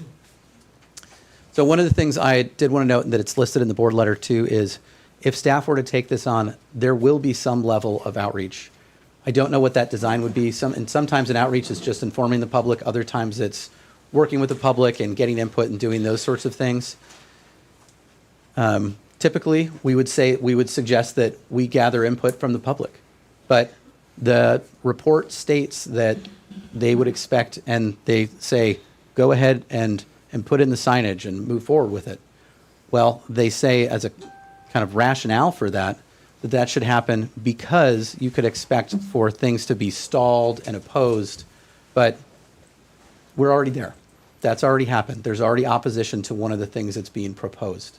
And so it's not like that's a new concept. I don't think that's a new finding at all. That's what the consultant recommended as a way of getting around that sort of opposition, should the board choose to. From a staff perspective, we just don't really support that. That sort of thing and just forcing it on the public. We would expect, we know that it's going to be hard. It's going to be hard administratively if a choice is made to pendulum back to Bob and Crystal Riley Park. It's going to be hard from an expenditure standpoint. And I think there's an acknowledgement from staff that when that's happened in the past, we could have done better on implementation. And we don't have incident reports that indicate that there were injuries and those sorts of bad outcomes going on, but that doesn't mean we did a great job up there. And we did have some, we went from there being use between our acquisition of the property in 2014 leading up to 2020, and then that use increased dramatically at approximately 2020, and then we had that time of conflict that really happened between 2020 and 2023, where people really started coming to call and saying that things weren't working correctly. So I wanted to highlight those. Those were some of the things that I thought about as the report was reviewed. And so with that, if you have any other questions, we'd be happy to answer them. Do we have an idea what staff thinks about implementing bikes on, or letting bikes on Bob and Crystal Riley Park? We do. We've been speaking internally about it. Couple of things. One, waffling back and forth between bikes are allowed, bikes are prohibited, or this use is allowed, that is the absolute worst case scenario. It's the worst for the public. It's the worst for staff. It's terrible from a fiscal standpoint. The idea that former ownership of our property without any legally binding anything can tell us what to do with our property, and that they can tell us how to use public resources, that's very concerning. Where does it stop? So if there's a demand that we not allow certain uses now, is it now you have to not allow something else down the road? We think that's not compatible with this. And to be clear, the district did not purchase or receive a donation of any kind from the Riley family. It was from a foundation that managed the property following her passing. So that was a transaction. We shared in February that there was correspondence between legal counsel from both parties. We declined certain use restrictions or certain deed restrictions. They chose to give us the property anyway. What they view as a donation, we view as an acquisition. And those things are allowed to both occur. We used public funds, but they gave it to us at far below market value. So it's okay for them to view it as gift. That's perfectly acceptable. But we did use public funds to acquire it, and we continue to. And the reason the trails are in great shape now is because, according to staff, this year we're spending 5 to 10 times more hour labors up at Bob and Crystal Riley Park than we ever have in the past. And it's a decision on managing trail conditions to have something like all-weather footing up there. Just like it was a decision to close those trails in wet weather in the past. That was a decision to maintain the trails at low cost. It allows us to do a temporary closure for the season, open them back up to maintain those trails. And so I think it was really generous of the Crystal Riley Equestrian Foundation to donate the materials for that all-weather footing and to donate some of their time. But that time was really a tip of the iceberg situation. So we have to be careful. 12 miles of trail with a high percentage of them starting to get all-weather footing. Even the percentage now, which is not the entire park, is a huge increase in staff hours. So it's something that we need to be very aware of. We probably need to find creative solutions like working more extensively and more consistently with volunteers, regardless of how that goes on. But those trails up at Bob and Crystal Riley Park represent an immense percentage of the trails we have available for the public. And because of where our service area is, in a wonderful agricultural area, there's not a lot of publicly available open space. So it makes it even more precious to have that and any other trails that we have. So does staff have a specific recommendation for you? No, we do not. Because we've been told that this was a board decision, but I wanted to share what some of those tensions are from you, or from staff perspective. And I would also share that one of the reasons we did this was not just those final recommendations, but was to evaluate other things like those user profiles. And that we have done some outreach already, and that's included things like that community input survey. That was not perfect, and it was not just about bikes, and it was not just about equestrians. That was about the entire district, but it's the best thing we have right now. And there was a 2023 study done on trail conditions that was very thorough, and it was done by one of your CACs. You can take it or leave it as far as the outcomes for those and make your own decisions. But that was a survey that was done across the community. That's another good data point. Clay, have you done any thinking about any estimating as far as what the cost would be annually? To create a cost estimate, we'd have to have a design, and we don't have one, so no. We could go back and look at some of the master plan alternatives, but I think that it was clear that people were, the master plan alternatives that were not adopted that included, they had the equestrian and hiker only. They also had the equestrian, hiker, biker alternatives. But I don't think those were designed out to the point where they got cost estimates associated with them. And my understanding it was that the users overall were fairly dissatisfied with the east-west split. Administratively, very simple. For users, relatively simple. But my understanding too is that the east side of Bob and Crystal Riley Park is incredibly desirable. Everyone wants to be over there. It feels like you're in a little beautiful piece of the Pacific Northwest. And some of the trails, although they're great, that encircle the agricultural fields, they're just not as interesting. Now you get to certain areas, like you get some of the loops up in the west side of the park where you get views of Mount Hood, and they have fantastic views. Those are still wonderful, and they still have a place. But from some of the feedback that we've received and the folks that I've talked to, that certain user groups having entirely no access to that east side, that was a hard pill to swallow too.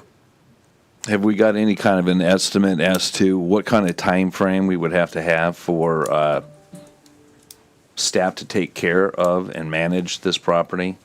How many bodies? How many hours? Nope, because that means we have to have a design to make that estimate. Now, I would say that if we add additional user groups at Bob and Crystal Riley Park, I would expect there to be some additional presence that's going to be some balance of education and enforcement, because we have different user groups. We've been told that it didn't go well before. I think that everyone's in pretty good agreement about that, and that we would want it to go better. So there need to be better and more signage throughout the park, as well as some of the main gathering areas. We need to do design work associated with user and trail separation areas. There could be trail changes. And I also want to point out, and I forgot to mention this, when we acquired the property in 2014, the estimates I've heard that there were about 6 miles of trail on that park, and now there's approximately 12. Specifically, Russ Sheehan worked up there for years and did a great job stewarding that property and expanding that trail system. And that's part of why it's so desirable to be up there, because it's so expansive now. Have you been approached by the biking community as far as them offering a lot of their time to help build any trails? I individually have not. I know that they've made offers, and there have been volunteer events where the biking community has participated following the prohibition, which I think is very admirable. Brian, do you have any insights on that, on volunteer offers? Now, and I would say, just to be fair, the equestrian community, the bike community, the hiker community, I don't think we lack for volunteers. We might lack for putting the opportunities out there. We've been, I think, really lucky with some of the things, including our Arbor Day activities, that other groups are willing to bring the volunteers for us. That means, because our staff already have jobs, so we don't have a volunteer coordinator or a specific program. That doesn't mean we couldn't stand one up, but one strategy is to have other people's volunteers come in on a regular basis. And that can be groups that haven't always worked with us or that are kind of new to volunteering with us, like the Crystal Riley Equestrian Group and Friends, like some of the other Chehalem Heritage Trails Foundation, or I'm not sure, I'm slaughtering their name. But it could also be some of the groups that have helped us with playgrounds and things. That could be the Rotaries and the Kiwanis and those service groups and things like that. So I think the volunteers are out there, but it's making space to manage them, because volunteers have to be managed too. Jason, I don't know if I fully answered, or Director Fields, I don't know if I fully answered your question. You can call me Jason. Okay, thank you. Was there more to it, though? I think I was basically punting a little bit on that and just kind of generally characterizing that we would have to do some planning and design work. I think I would expect, based on the public interest, that there would be some form of outreach, and I don't know exactly what it would be. There would be expenditures associated with modifications. And keep in mind, that is not a small price tag just on the implementation schedule for the master plan that we have. It's over $2 million that's estimated. And basically, with that implementation, it's been so trail focused. So much of the implementation for that master plan has been so focused on the trails, it has focused nothing on cost recovery associated with the property. So we don't really host a whole lot of special events up there. Had a conditional use permit with the county to do those minor ones, not gigantic ones, and also to do other things. So knowing that some of those things are up there are great, and we are starting to program other things. If anyone's seen some of our summer offerings, we've got, I think we titled it Forest Immersion, but it was first being called Forest Bathing, but we decided people didn't know what it was.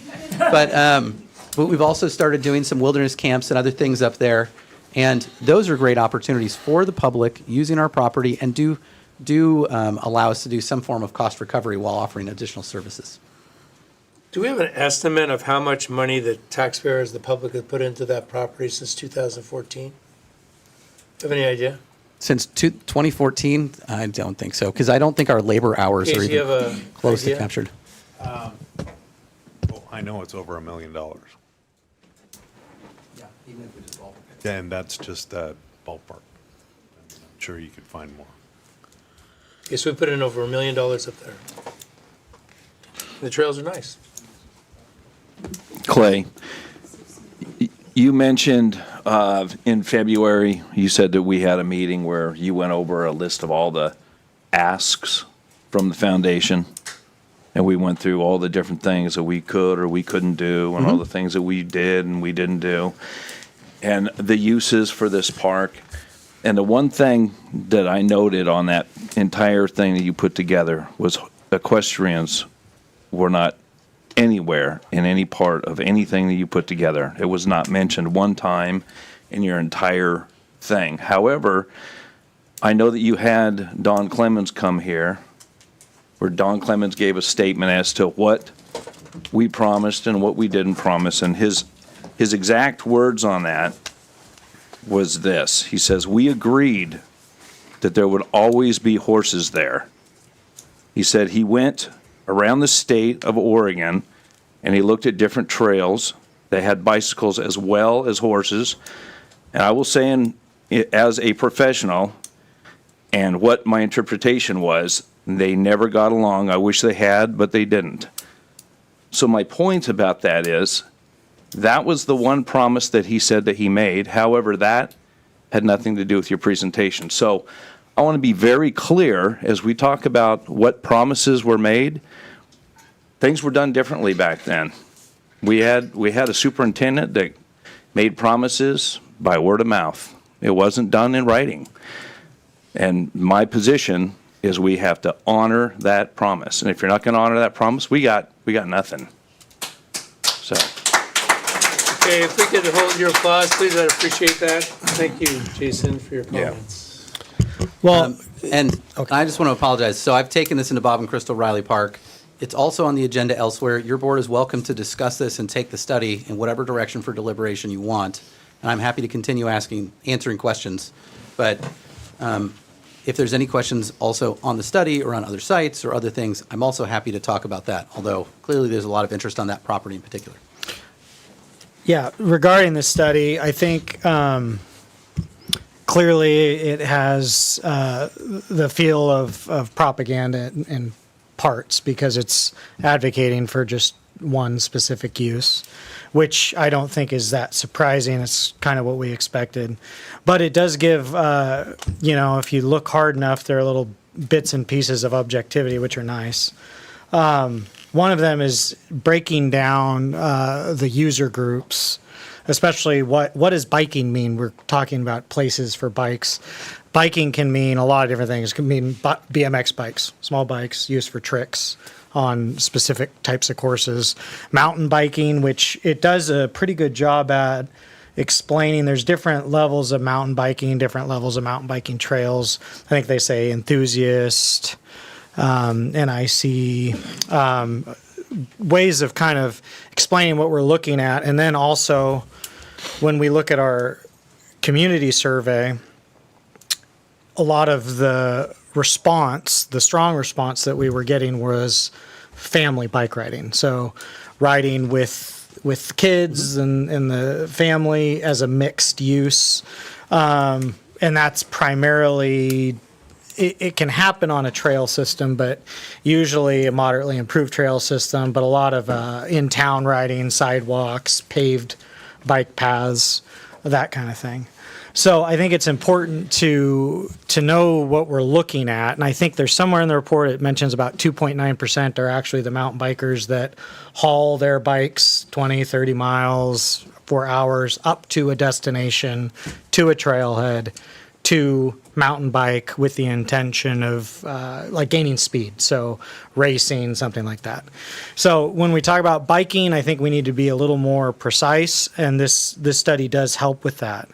I think we have a split, though, where the study focuses on just this kind of mountain biking and trail riding.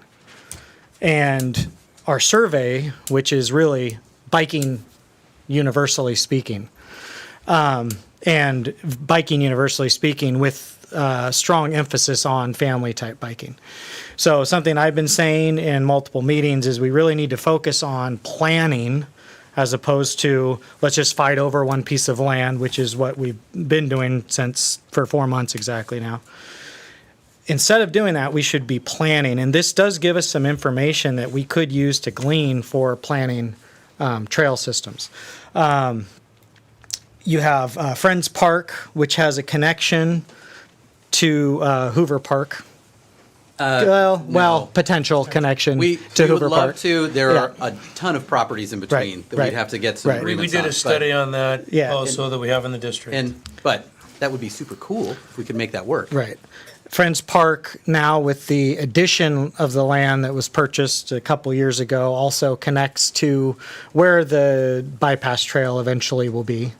On the other side, yeah, going up the ravine, which now is land that we own part of it. There might need to be adjustments made. There's a fair bit of acreage that we own Right. that's undeveloped. In town. And then these also can be connected to Ewing Young Park, which the study does talk about. The kind of biking that was mentioned in our survey, where you do have an unimproved trail, but it's more of a moderate.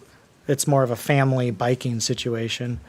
And then the bypass trail, we're doing one of the many sections of that right now. It's under construction, so there will be connection there. And then between the roads and the sidewalks, we're also looking at kind of a given connection with eventual landfill Baker Rock properties, as well as the future city development that's going to go down on the riverfront. Then someday, when we have access to the 219 property, that will be additional riverfront property. So there is information in here that I think we really should focus on this and start developing a way to create bike trails that aren't necessarily overlapping with walking paths, but go in and out of different pieces of park, different parts of land, and with future interconnection. Some of these things aren't connected now, but they're on our plans and someday likely will be. So I think if we focus on that, we can actually glean from this report something that we can use. Instead of fighting over something, we can actually plan for something in the future.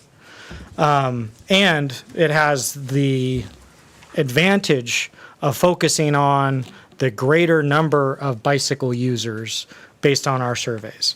And that's not really the speed mountain biking group. That is a minority of the users.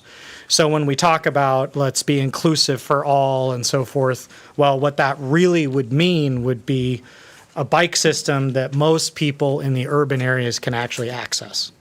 So this is giving us these options.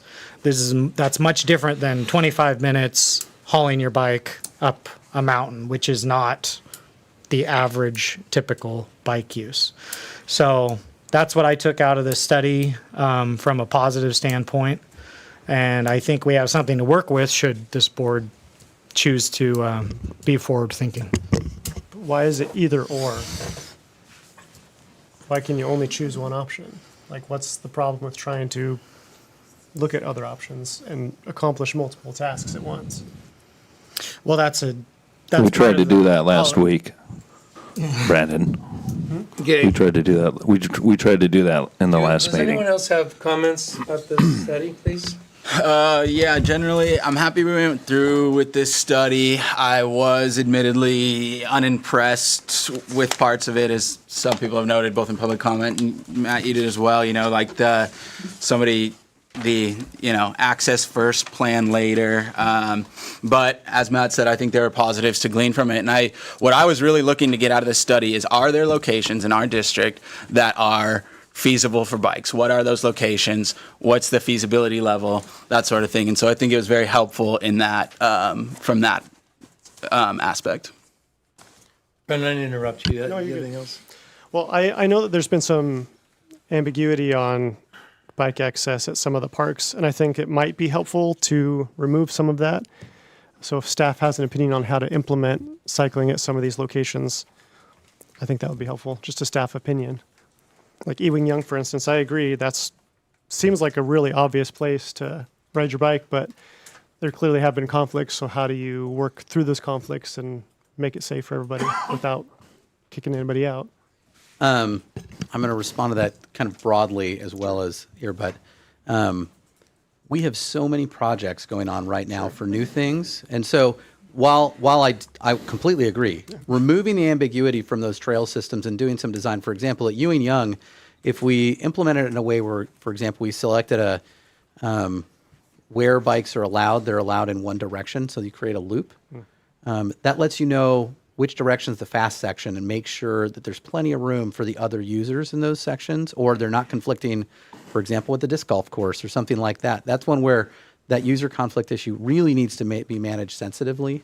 But I think for those families, youth, and teens, Ewing Young, with having the skate park and the BMX park there, would be really great. But it's also very complicated. And I'm just going to point out, again, we've got Sandra State coming. We've got Jakewith, which was mentioned. We've got the grant that just came in for Bonnie Benedict Preschool and doing all those renovations and trying to reboot that program. We've got Rennie Field coming down the pipe. We've got the Newburgh-Dundee bypass trail. Like somewhere we do need to be working on the places that we have, and we have years in the pipeline still before those are really going to. And then that's not even actually addressing the backlog of playground rehabilitations that we have. So we have a lot of other things, and so one of the things that would be good for staff, I mean,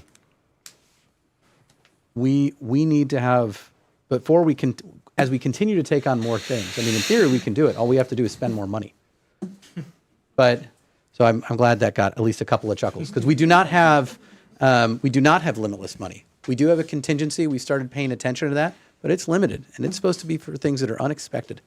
It's not for us to pretend we're on a hamster wheel with infinite resources. So one of the things that would be challenging, that is challenging for us right now, is that any decision for addressing bikes is done under the context of many competing projects. Many of these also, I will point out though, part of the reason we have so many is some of them got stuck in the development pipeline for years. So we're trying to release that and really get these going. That's the Jakewith simultaneous with Sandra Estate, simultaneous with phase 1 of the Newburgh-Dundee Bypass Trail. And a lot of those have grants attached to them. So there are timelines that kind of create that prioritization. But I really, I don't disagree. Going to some of those places, removing that ambiguity for design purposes and really clarify where you can do those sorts of activity, particularly because they do have the potential to create conflict. Ewing Young's a great example. That we don't want conflict, and we don't want to have to tell people not to do stuff. We want them to do things. So, but thank you for asking that. Clay, quick question here. As far as Ewing Young Park, currently, you're not supposed to ride your bike on the trails. Is that correct? I believe you're not supposed to ride your bike on portions of the trails. Is that right? And we've received complaints from people of people riding their bicycles on that on Ewing Young. We did at some point, which prompted staff to deal with it. Well, that's one of the places where we have a caretaker. In So particular. the thing I just want to bring to everybody's attention, Ewing Young Park is a wonderful park in which you can see somebody from far away. When they're coming, you can see a long ways away. You get on Bob and Crystal Riley Park, we're talking two different things. You think we're going to have people complain now about Ewing Young, about the time we have blind corners and people riding e-bikes and all the rest on Bob and Crystal Riley Park? That's going to be a horrific problem. I don't see the district allowing e-bikes on any of its property. I don't know how the hell you stop them, Jim. Well, it wouldn't be different than a motorcycle, but but what I do want to say is on this report is that the reason I had talked to Clay before I made my motion to create this report, and the reason I did that is because so many rumors were going around that we had all these properties available to do all this biking within the district. And I just wanted to bring the facts back to what properties we did. That's why we did this. We could have made a motion right then to do certain things, but we didn't. We decided to wait and make sure that we looked at all of our properties. And I think there were some hiccups in this report that we've discussed and some of the board members have pointed out.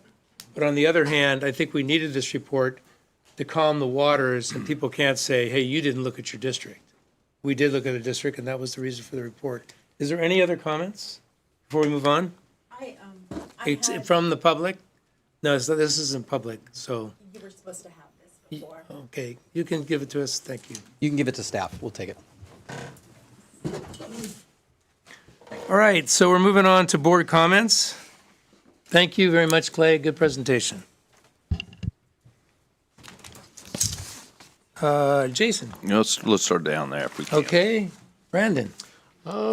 Just thanks staff for working hard at the parks. I know it's hot out there. Stay hydrated. Thank you. No comments. So I have a few. The Wednesday market staff is doing a great job. If you haven't been to Wednesday market yet, you should stop by and take a look at it. There's a lot of good vendors down there, people that are selling their wares, and they could use your support, so it's awesome to go down there. If we have this again, I'd rather just wait to the end and say, if it's not part of the beginning packet, that's important to me, so. It was there before. Okay, so it was already turned in? The BMX track is looking really good. I really thank the volunteers. My wife and I stopped by, and they were out there raking, and adults were working with kids, and they spent a lot of money of their own to support that, so I really appreciate that. And then in our board report, there was, I kudos to Jim Bernard, who's been there, 42 years? And Jim started back in 1985, and it was a really important employee for me, and I know he is for the staff now. He's very, very knowledgeable, especially in what he calls irritation, otherwise known as irrigation. And so he has been he's a great asset, and he keeps saying that he's not going to retire, so I guess he's here forever. And then the report, Clay, that you gave us from the NRPA was interesting and what we met and what it said, and so I appreciate you doing that and showing the National Recreation and Park Association is who he was talking to. And if you have a chance to look at that, you can see where we stand in comparison as a district to other communities throughout the nation. So that was good. Lastly, I just have to tell people that I am not a mountain biker.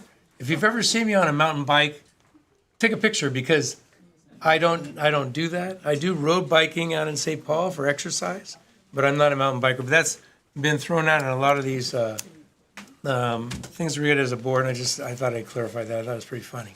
So.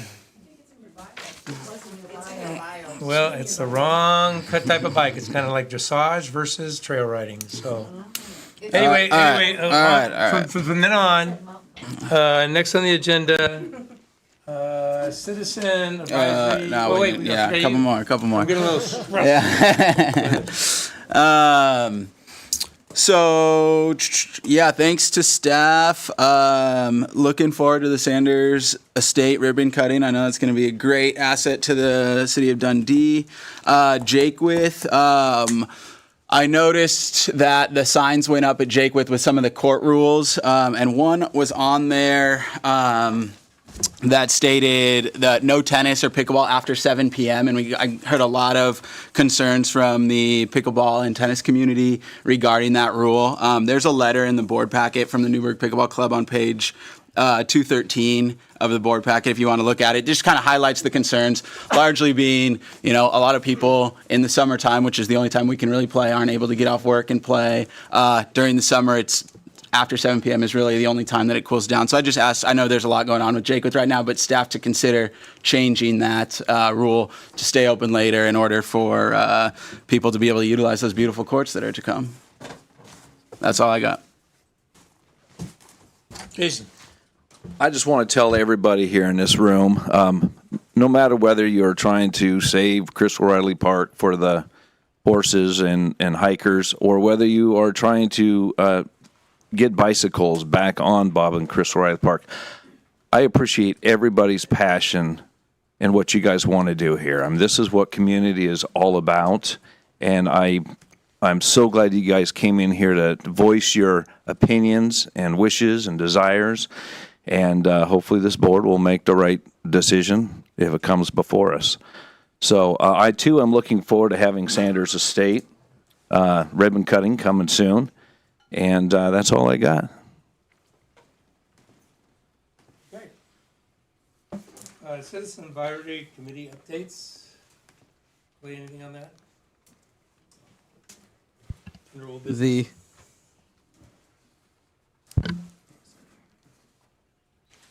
I think we're going to be moving on to. yeah, I'm just making sure we've got it separated from that. So Citizen Advisory Committee updates, that would usually be where we have our Citizen Advisory Committee members make a statement if they want. The only one that's active is the Golf Course Clubhouse. Did you have any report? All right, please join us. Thank you. Brian, would you put the mic back up to the podium when Roger gets up there, or just hand it to him?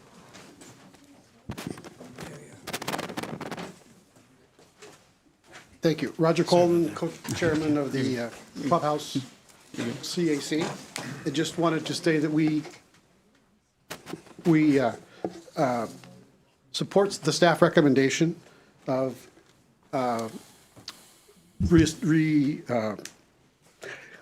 reappointment of the committee members, and just wanted to let you know that all 6 of the current members are interested in being reappointed to the position. And if the board does approve the reappointment, we do have a next meeting scheduled for July 16th, and we will continue our discussion on the report and be able to come back with some recommendations to the board for the report. So, thank you. Thank you. So we need to make a motion on this then? I make a motion to approve new 2-year membership terms for the existing Golf Course Clubhouse Committee. I will second that. Okay, can I have a voice vote on that? Is that? Can I ask you a quick Just wanted question to here? make sure, is that, so are you supporting the full staff recommendation, which includes the reappointment of members as well as the additional recruitment of an additional member? Yeah. True. Bring it up to 7? Correct. That is, Can I make a quick comment on that before we vote? I agree. Yep, I'll agree with that. I think us as a board, let's think about specific goals that we want this group to accomplish. I know we're working on this study, but ask for specifics as someone who has served on a CAC in the past. Having direction from the board, incredibly helpful. So in our free time, let's think about what we can, how we can give these guys some really specific direction. Okay, so can we repeat the motion? It's for the approval of the new 2-year membership terms for the existing Golf Course Clubhouse Committee. And I'll kind of revise that to say that with additional details as stated in the staff recommendation. And I'll second it. So a motion brought by Matt, seconded by Jason. Discussion? When are you going to put out the recruitment? Is that up to when Kat's back from? when Kat returns from being out of the office, we'll probably when it gets out there. So we will, if we can, we'll try and get it out. Based on turnaround times, it seems unlikely to be able to post the recruitment, receive the applicants, and get it in the board packet in time for July. We're gonna be dark in August, so it may not come back until August, or until September. Okay, and the only thing that I hope when we're out looking for the other folks, that we get some folks with, You need to turn your mic on. if possible, we get folks that have experience in engineering or finance, especially finance, because that's the next big hurdle for everybody. One of the things that I've been discussing with Kat and with Kellen is the idea of adding some additional questions for the application so that the board can kind of know what these folks are about. So we were considering those, and so are you comfortable with staff posing a few questions to folks on why are you joining this committee? How do you hope to advise the board? Well, I think that should have them give us written That's answers. right. Yeah. That would be what we would do. That'd be great. That sounds like that would be helpful.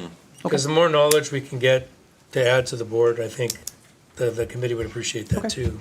And strongly encourage them to attend the meeting so we can. We can specifically say in the recruitment, applicants are encouraged or strongly encouraged to attend the meeting in person or via Zoom. Yeah, say strongly. Okay. To have that strongly, clear. so that should be pretty clear. Okay, any other discussion? We have a motion on the floor. Could I have a voice vote, please? Aye. Aye. Aye. Aye. Aye. Motion carries. Thank you. Let the record show that it was unanimous. Okay, next up, we've switched C with D, so we have Political Action Committee ordinance proposal table from the May meeting. We had a motion on the table moved by Matt Smith and seconded by Jason Fields. And I would like to point out that staff was provided with a modified version of the ordinance language by Director Smith approximately 20 or so minutes before the meeting.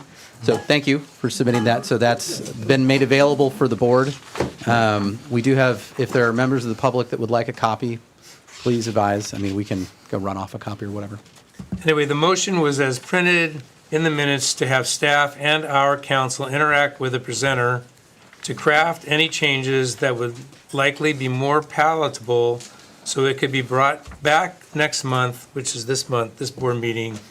The motion was tabled by myself and until this meeting, so we are here to discuss. So motion has been made and seconded, so we now have discussion. Yeah, and I'd like to add a few updates that are new updates since the last meeting. I am now a co-petitioner for this ordinance. And one of the things that concerned me about the ordinance originally was its impact on some of our other parks. It might have required a historical deep dive, perhaps, in parks that Sander Estate or Jake with or other parks. So I did reach out to the attorney who presented, and after discussions, I explained my concerns, and they did make changes, and after making those changes, I am very happy with this. I think this would be very good for the district. It would inspire a lot more confidence in the district, especially with some of the controversy that we have going on and that has been going on. One of the changes specifically is that the property limitation has to be 100 acres or more. So that eliminates some of the concerns that I know staff had and that I had with respect to the original ordinance. So I know it has been filed and it's in review, I believe, with the county district attorney for final review. So just want to update. Can you repeat what the motion was, Jim? Yeah, the motion was as printed in the minutes to have staff and our council interact with the presenter to craft any changes that they would likely be more palatable so it could be brought back next month to the board meeting this month. So that was the motion. So we're discussing whether or not we want to give staff the go-ahead to speak with their counsel. Correct. And I will remind you that our counsel is online right now. So he's on Zoom if you feel like you need any advice. Does he want to speak to this motion at all? We can ask him. So Justin Thorpe, and if, for Richard, if Justin Thorpe is online, but he's not been made a panelist already, please make him a panelist and we'll see if he has anything he'd like to add. I'm here. Good evening. Can you guys hear me? Yep. Yes, thank you, Justin. Sure. I don't have much to add with this. I mean, if you do want us to go forward with it, I think it would be helpful for me to talk to their counsel and maybe clarify some things. And we'll also want to make sure that we follow the procedures for, this would be an ordinance, which is something that this district usually hasn't done, and there's, some statutory procedures for passing that. But Justin, could you hold for just a second? Could we get a little volume in here, Richard? You can talk for a couple seconds, just do cat in a hat or something, so that he can hear your volume. So is that better? No, That may actually be quieter. So, I didn't have that much to add. I think it would be, if you did want to go forward with this, it would be a good idea for me to talk to the petitioner's lawyers. Okay, thank you. Thanks, Justin. And then another question I had, and I apologize, I can't remember if this was brought up at the last meeting, but is the concept of a rural heritage park something that's like a commonly A common ordinance in park districts. Do you know are you aware of other park districts that have? Park districts are Mike. relatively specialized to start. Park districts are relatively specialized to start with. I have not heard of one, but we've not done research to look into that specifically. But that's not something that I think I'm familiar with from a land use perspective or from a parks perspective. Any other staff? No. I'm a little uncomfortable asking questions right now because the main petitioner's not here. But you say you signed on as a petitioner? I'm a co-petitioner. And I am as well. Interesting. So I just asked, does the ordinance provide the board the discretion to determine whether any of its properties satisfy the criteria set forth in the ordinance, and you know which ones? So it does state in section 7, the board of directors adopt the rules, policies, management practices consistent with the ordinance, so long as they're not inconsistent with the provisions. So like anything, there's administrative work that has to be done. There has to be adoption and so forth. But I believe that's very heavily regulated by the language in the ordinance. Is that the June version or the May version? It's the current. The current, okay. Yeah. So that's the June version. Version 7. Yeah. Another question, does the ordinance provide the board the discretion to determine whether potential activities are permitted use? Say that again? Does the ordinance provide the board the discretion to determine whether potential activities are permitted? Yeah, as long as it falls within the purview of what the use of the property was prior to us getting it. All the properties? No, the property that fits this specific description. Doesn't this include all the properties, or are you just talking Crystal Riley? No, it's the property that matches the description, which means it has to be over 100 acres.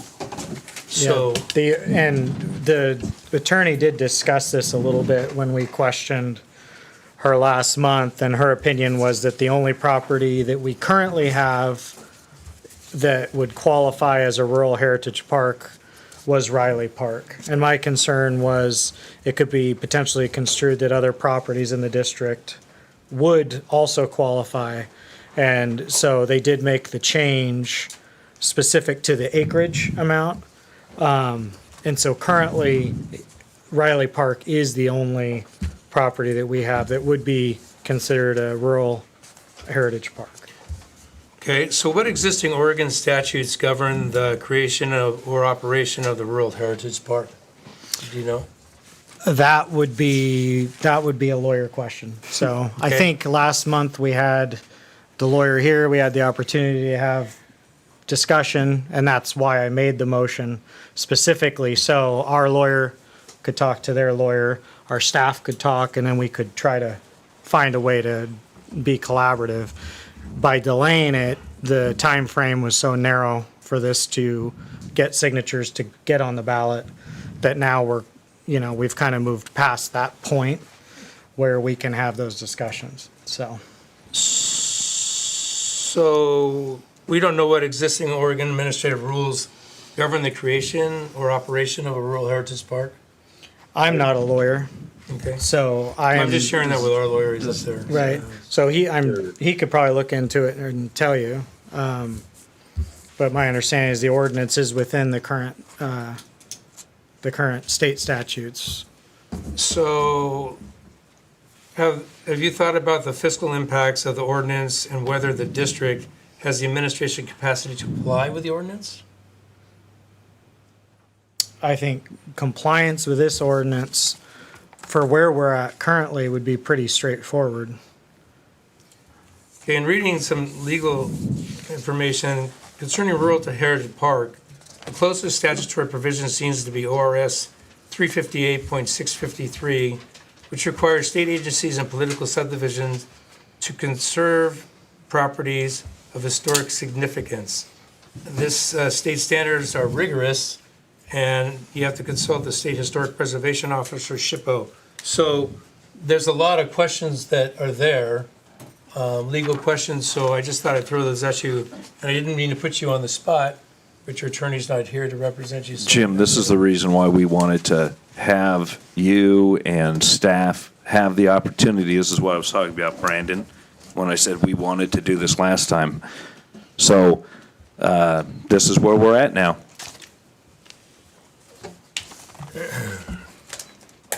So we have a motion, And we have a discussion. And the motion is just to allow staff and our council to discuss with their council, if I'm understanding correctly. To make sure that this is the most palatable that it can be. Palatable from a legal standpoint? Palatable for CPRD. Okay. Staff, do you have any thoughts on this? If we're going to be empowered to negotiate, we want to know what the objectives are. And given that there are two board members who are co-petitioners, it's pretty clear what the objectives are for those two board members. But I would want to know for the board as a whole, if we're going to go into this, what are we being asked to do? What is the stance we're taking? What is the policy position with respect to what's been requested of us? Or your board, rather. Okay, we have a motion. We have any other questions for the board? So I'd like to put it to a vote. I'd like you to call for a voice vote, please, for each board member. Director Slider? No. Director Conan? No. Director McMaster? No. Director Smith? Yes. Director Field, or what did I say? Did I say Director Fields? Fields is You left. did. Fields, yes. Thank you. Okay, so it fails 3-2. Thank you. Okay, next we have discussions and possible actions related to allowed uses of at Bob and Crystal Riley Park, and I have a motion to make. I move that the CPRD Board direct staff to restore mountain bike access at Crystal Riley Park within 90 days and amend the Crystal Riley Park Master Plan to include mountain biking as an approved recreational use of the park. Further, the staff shall work with user groups to implement this change in a manner that promotes safe, shared use of the park by mountain bikers, equestrians, hikers, dog walkers, and other trail users. That's my motion. Do I have a second? I'll second. Discussion? Director Fields? Yes. So my position on Crystal Riley Park has been consistent from the very beginning. This issue is not primarily about whether mountain biking is a good recreational activity. It is, for sure. Nor is it about whether mountain bikers deserve access to trails. They do. For me, this comes down to honoring the intent, okay, the intent that donated this extraordinary property to our community. Now, I've heard it said that we purchased this property, okay? The fact of the matter is, we did purchase this property for $280,000. This property was worth $6 million.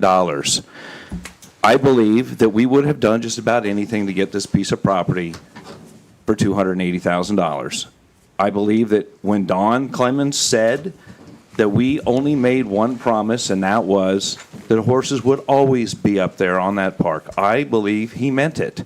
And that's the reason why he told us that on February 26th, okay? Don Clements was there from the very beginning, and he participated in the process. I believe you may have been in the process. You may have participated in that too. Did you, Jim? Not in the process of the purchase, but in the operation of the park. Okay, very good. So he researched these issues firsthand. His testimony is consistent with that of hundreds of citizens that have told this board throughout this discussion what the intent was. There's also a legitimate safety concern. The overwhelmingly majority of the testimony that we've received opposing this proposal has centered on the incompatibility of horses, hikers, and mountain bikes sharing the same trail system. As elected officials, we have a responsibility to take those concerns seriously. So, here in Newburgh alone, we just had somebody killed on an e-bike. And then just yesterday or today, I'm not sure which it was, we had somebody else that was hit or was in an accident. I've heard board members here say, you know what, there's not going to be any e-bikes. I guarantee there was already e-bikes up there already. I don't know how we're going to keep them off there. I hope you're going to sit there at the deal every single day and monitor this. I had some other things that I wanted to say as well about this entire thing. By the way, Brian Hitty, David Hitty, thank you very much for calling me out and letting people know that I worked hard to present an option. I want you guys to know I presented a very viable option, okay? There was 3 board members on this board that decided they weren't interested in that option. It is an option that could bring the community together.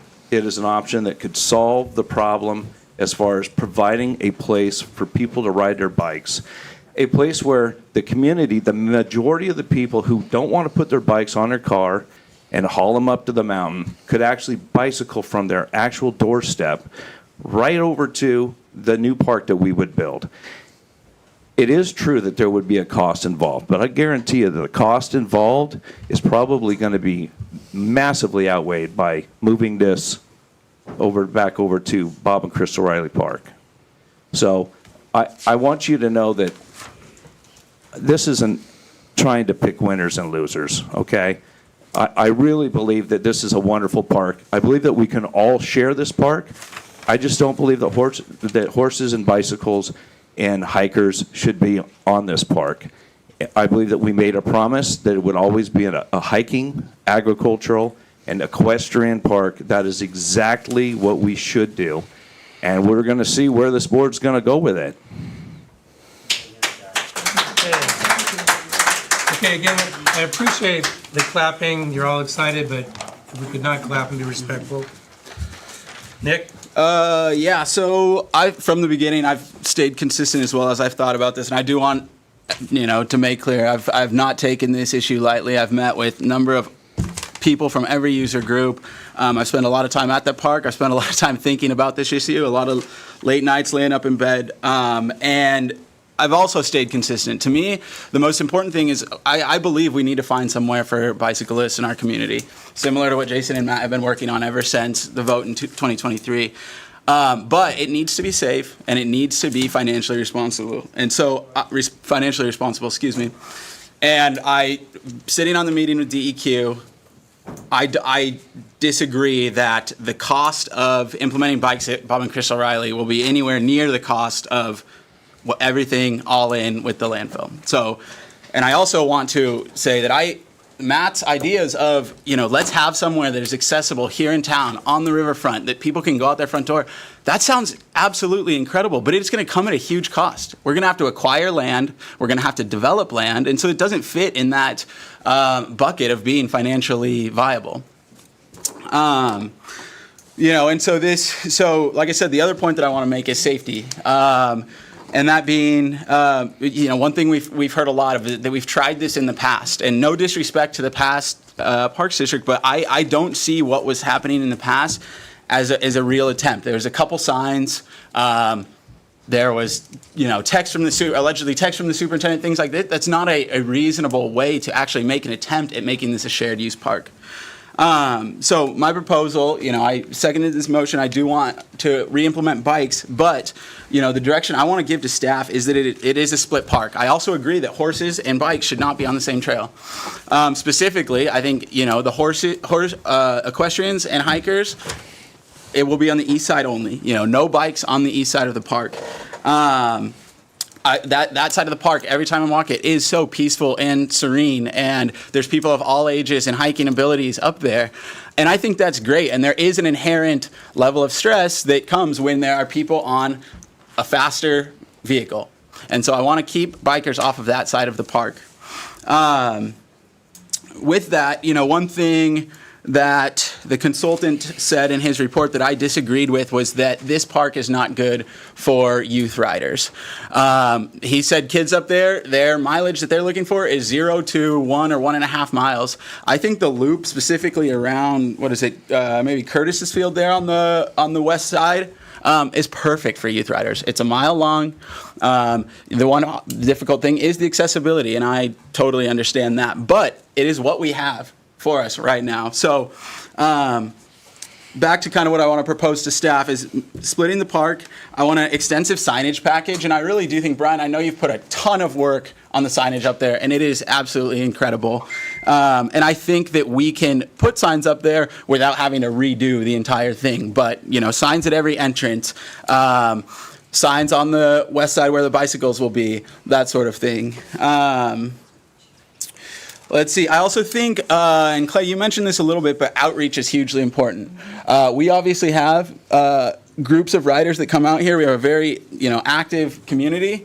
I think we need to reach out to these groups, not only for education, but to get an idea of when the park is going to get its most use. If there's going to be large groups of people practicing out there, I would love to see them have to fill out a permit of use for that. Similarly to as the Newburgh Pickleball Club, has to use the pickleball courts, or someone wants to utilize a picnic pavilion. The district should be aware when large groups are coming and utilizing the park. And then, yes, I agree, absolutely no e-bikes. I would also like the staff to look into what the financial burden would be for hiring a ranger to be up there, especially when this first gets implemented, and what that would look like from a financial perspective.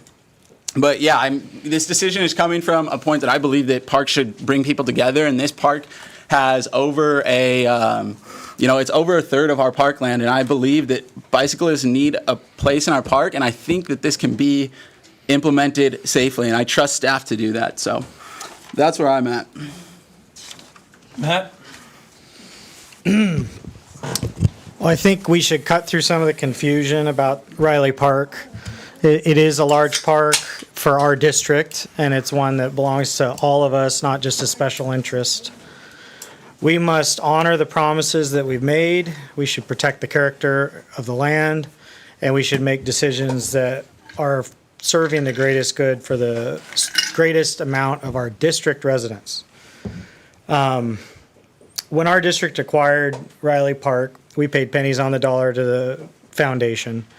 My interpretation of that is, yes, it was a donation, but there were funds transferred, so that's true. But in those conversations, we gave our word, verbal assurances. We operated with a handshake deal, which our district at that time was known for. The assurances that we gave to the foundation were that the agricultural, farm, and equestrian character of the park would be preserved. As mentioned previously, our own superintendent, who did that negotiation himself, stood before us just 4 months ago and stated that he did promise that horses would always have a place in the park, and then he expounded as well on some of the other issues that he noticed with horses and bikes not getting along very well.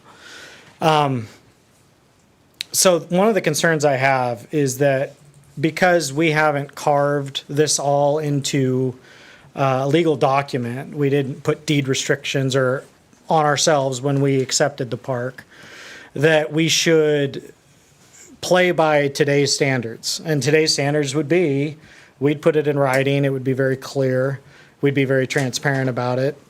And I'm certain that that's the way that our staff would operate today. That is not the way our staff operated then, okay?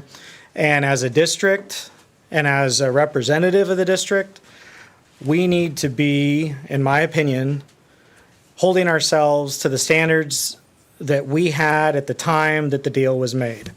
Anything less lacks integrity. And honestly, it's a disgusting feeling that we're kind of turning our back on our own word. The other conversation about this park is that it's very large. It is for us, it is roughly 300 acres. But if you look at the majority of the parks that are mountain biking parks and have extensive mountain biking trail systems, especially multimodal parks, this thing's tiny. If you look at parks around Hag Lake or Silver Falls, or the Coast Range Park, which I will add is within Yamhill County.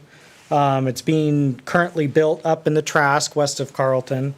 All of these parks are primarily, you find them in Coast Range places or in the Cascades in mountainous areas with vast swaths of land. We're not talking hundreds of acres, it's always thousands of acres. There's a reason for that, and the reason is exactly what we're experiencing here. You don't have mountain biking parks in small rural residential communities very often. It simply doesn't fit the nature of those communities. That's why they don't often exist. I think, there's also this concept, and this was stated a number of times in the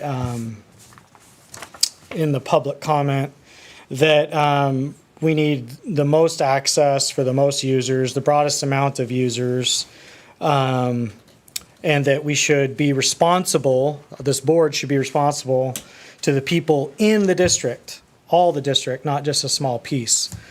And that's exactly what I believe I'm trying to do here, in at least what I'm explaining and the policies that I've recommended. We should be focusing on our district and the greatest good for the greatest amount of people in terms of expanding recreation. That is our mission statement of sorts. Unfortunately, this sort of mountain biking that will be done at this park is high speed, it is racing, it is for a younger group, that's true. So it's not at the intensity that you'd see in a park like Sandy Ridge, for example, but it is a speed mountain biking type of sport. And that is a sport, like I said earlier, it is a niche within the overall cycling community. And it's very limited, the amount of people who are able to haul their bikes 25 minutes up Parrot Mountain. So if we're actually making a decision that serves the greatest good for the greatest number of our district residents, it is not doing this. Why? The primary user of this park is the hiker. The hiker has spoke loud and clear. 2 of the 5 of us have heard, and it is shocking that the rest have not. The hikers do not want to be scared to death every time they hike on these trails because of high-speed mountain biking. Okay? There's no question whatsoever. We could do a few surveys if you guys want to take another 6 months, and it'll be about a 90-10 issue. Okay? The other fact, and this is a fact, when we look at the users who were there before in the mountain biking community and those who have been a proponent of bringing mountain bikes back, most of them have been connected to the Lake Oswego composite team. That's not an in-district team. Now, there are some folks in district that want to ride these trails. That's absolutely true. But again, it's a minority. So when we are actually using the numbers and looking at the facts and objectivity, the greatest good for the greatest number of people, especially the hikers in this park, is to keep the park as it is and then continue improving it. Work with the community instead of fighting with them. Work with them for all-weather footing throughout the park. Work with them to get more volunteers, to ease the burden of staff. And finally, this board has, in the last few years, abandoned Crabtree Park, which was a rural park, because of staff time and it will cost some money. And we abandoned pursuit of the landfill park because of staff time and it'll cost some money. We've also not pursued other projects because staff time and it'll cost some money. And all of those decisions, in and of themselves, do make some sense. But this decision, this motion that we're on right now, is going to take a lot of staff time, and it's going to cost a lot of money, and it's going to just inflame a lot of people. And it's also going to damage the trust that people have with this district. This is not a good decision by any stretch of the imagination on any facet whatsoever. So I'll urge everyone for probably the final time, since we're voting, let's make the right decision. Let's think ahead. We don't need to be in a hurry. We can develop as we have time, as other projects complete, as grants are available. We have options. Even according to the bike study, we do have options. We don't need to do this. This is probably the worst option. Thank you. Brendan? Yeah. First of all, I'm glad that it was mentioned what the promise was exactly. I've been kind of wondering what that was. It hasn't been very clear. So it's nice to have that cleared up, that it was that horses will continue to have access, and they will. I personally think we should codify it. But I wanted to rewind a little bit and talk about this other recreation at Riley Park, because it doesn't exist anywhere in Crystal Riley's original master plan documents, obviously. Maybe she would have allowed it, maybe she wouldn't have. Maybe she didn't think it was an issue. I'll never know. We have some anecdotal evidence, I believe, of people giving public testimony that she did allow it. But after she passed away and the new board took over, they made changes, and it's clear they did not allow it. Eventually, when the foundation went under and they sold the land to CPRD, the users began recreating this way naturally because it was a public park and it was a compatible use. But, you know, we get lots of emails complaining about it, public testimony against it, claims that the users don't follow rules. I've had phone calls with acquaintances who have had negative experiences with this specific user group and is deeply concerned at Riley Park about it. But looking at these, the complaints, the fears, the anecdotes, I'm just curious if the board really believes it's better to ban outright versus coming up with a management solution. It seems like the answer is yes. But then I have to ask, how come this recreation hasn't been banned yet?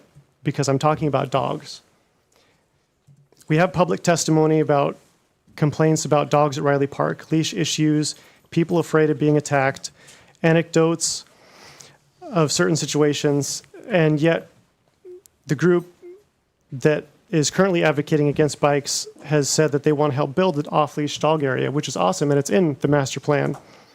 It's a fine idea to help reduce user conflict, giving them a section of the park instead of kicking them out, managing the issue instead of excluding them.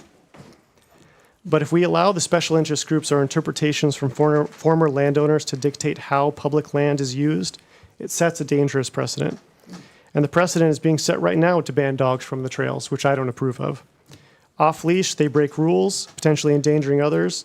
They pose a risk to wildlife, so what happens next? Hikers? Are they banned next? Do we just kick out anyone that we want and revert it to a private park at the expense of the taxpayer? And our constituents should be outraged that they're being shouldered with an unsustainable model that the original foundation couldn't make work. And I will always advocate for public access to public land. We have properties right now that are land banked and completely inaccessible, which I think is disappointing and hopefully can be accessible someday, sooner than later. Riley Park is accessible right now. I've heard a lot about Crystal's vision, and I've only been able to read the documents. I haven't been able to spend time with people who knew her or had to know her myself, which is disappointing. But I have read her master plan and her guide for development, which is amazing. It explains the history, the geology of the land, and it's a great recording from a great historian. Some of the things that she intended for the land included interpretive center, outdoor museums, a Kalapuyan seasonal campsite run by real natives, not actors, 19th and 20th century farms to show how changes happened over time, a granary, woodshed, tack shop, gardens for vegetables, barns and pens for livestock, Bob's shop with tools and buildings from a Chinese migrant worker camp, at a garage to display mid-century cars, and finally heritage walking trails. These are things that nobody's advocating for anymore, and I find disappointing. And I'm hoping that we can reach out to the community for 4-H programs to go up there, maybe bring livestock, that we can reach out to our friends at Grand Ronde and see if they're interested in having some sort of Kalapuyan seasonal campsite. But if we're going to enforce a strict exclusionary reading from the documents to ban bikes, that might make it seem like the trails are for walkers only. But we know from everyone who actually knew her that they asked, Crystal, can I ride my horse? We've had dozens of people say that. That's awesome. We've had public comment that said that she allowed him to ride his bike on the land. Some of the documentation that I found at the library included her inviting, I believe it might have been the Boy Scouts, for a shooting competition up there. My interpretation is that she had this generous attitude towards offering her land to people. I didn't arrive at this conclusion lightly. I've truly spent hundreds of hours reading through original historical documents, environmental assessments, and independent science research papers on trail sustainability. So when you walk away from the heated argument and talk to people on the ground, the story changes when you spend more time with them. I've knocked on hundreds of doors recently and spoken with countless people on this subject. I was even shocked to find out how many equestrians live near in my neighborhood, some of them with expertise in trail work. And exactly 100% of them agreed trails are for sharing. Having walked the trails with my kids, trail runners, cyclists, and equestrians, every time we've encountered another user, we've asked them about the bikes. The knee-jerk reaction is usually no bikes. But when you communicate more clearly, every single person agrees that cyclists can use the park safely. Even one equestrian professional I spoke with shocked me when they told me that they believed that many of the trails are wide enough to share, which is something I had not heard yet so far and doesn't line up with a lot of the public comment. So I would appreciate more professional input rather than anecdote. And I know that we've received emails about people feeling ignored, but for years, the cyclists who wanted to use this park were ignored. Their requests were dismissed, their access was revoked, and their voices were silenced by a board that decided that their access wasn't as important. And for some who may not know, there's actually a 1 mile single track trail up at the park right now. This trail was designed, created, and maintained with staff approval by cyclists who wanted to create a safe space away from other users. This track includes carefully designed slopes to reduce soil erosion and natural speed bumps to prevent dangerous speeds. In the same way that the equestrian community donated resources and time to better the trails for their use and should be applauded, the cycling community deserves to have access to the trails they mindfully and created safely. Those cyclists poured their time and energy into the park only to be kicked out regardless. They were ignored then. And those who argue that the board has a responsibility to ensure decisions are based on fair process, balanced analysis, and full public engagement, and not a one-sided report designed around the need of the single user group, I do agree. That's why I'm approving the removal of the ban, because the 2023 bike ban was the definition of a one-sided decision, and it ignored the thousands of taxpayers. And I've heard a lot of people say Riley Park deserves better. I also agree. Riley Park does deserve better. It deserves to be a living, breathing space for the entire public to come and share. Equal consideration does not mean exclusive control, and donation does not mean policy purchase. Everyone here has access to the park, and I want them to keep it, and we can do more. We can have portions of the park for young riders and ponies learning to ride without fear, away from cyclists, dogs, and runners. Quiet zones for hikers and bird watchers, and designated areas that accommodates everyone, and signage that could potentially bring up one-way directional users or other exclusive use depending on staff approval. If you want a fair process, you can't advocate for a policy that shuts the gate on your neighbors. True stewardship isn't banning the public, it's management. And that's what the district is supposed to do.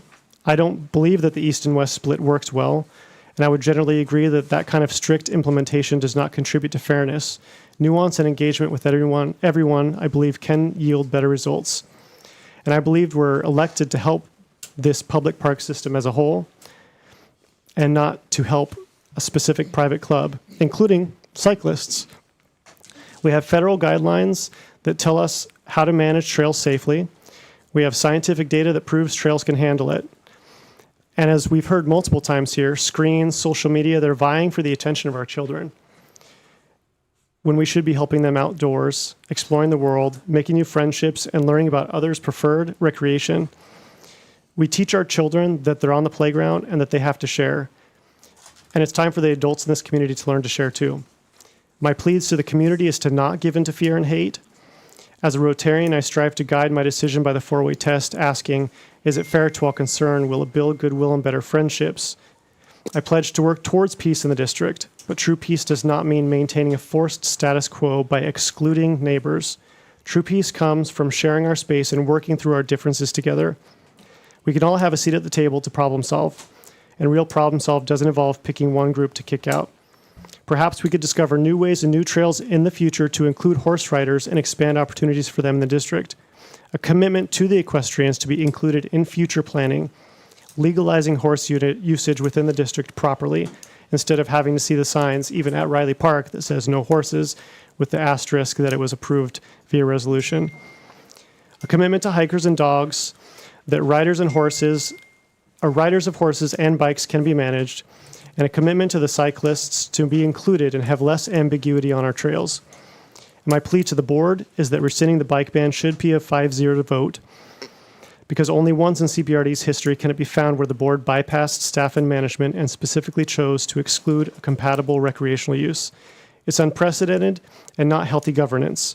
Regardless of any of our preferred recreation, who donates to our campaigns, we should be up here to advocate for the widest use in each park.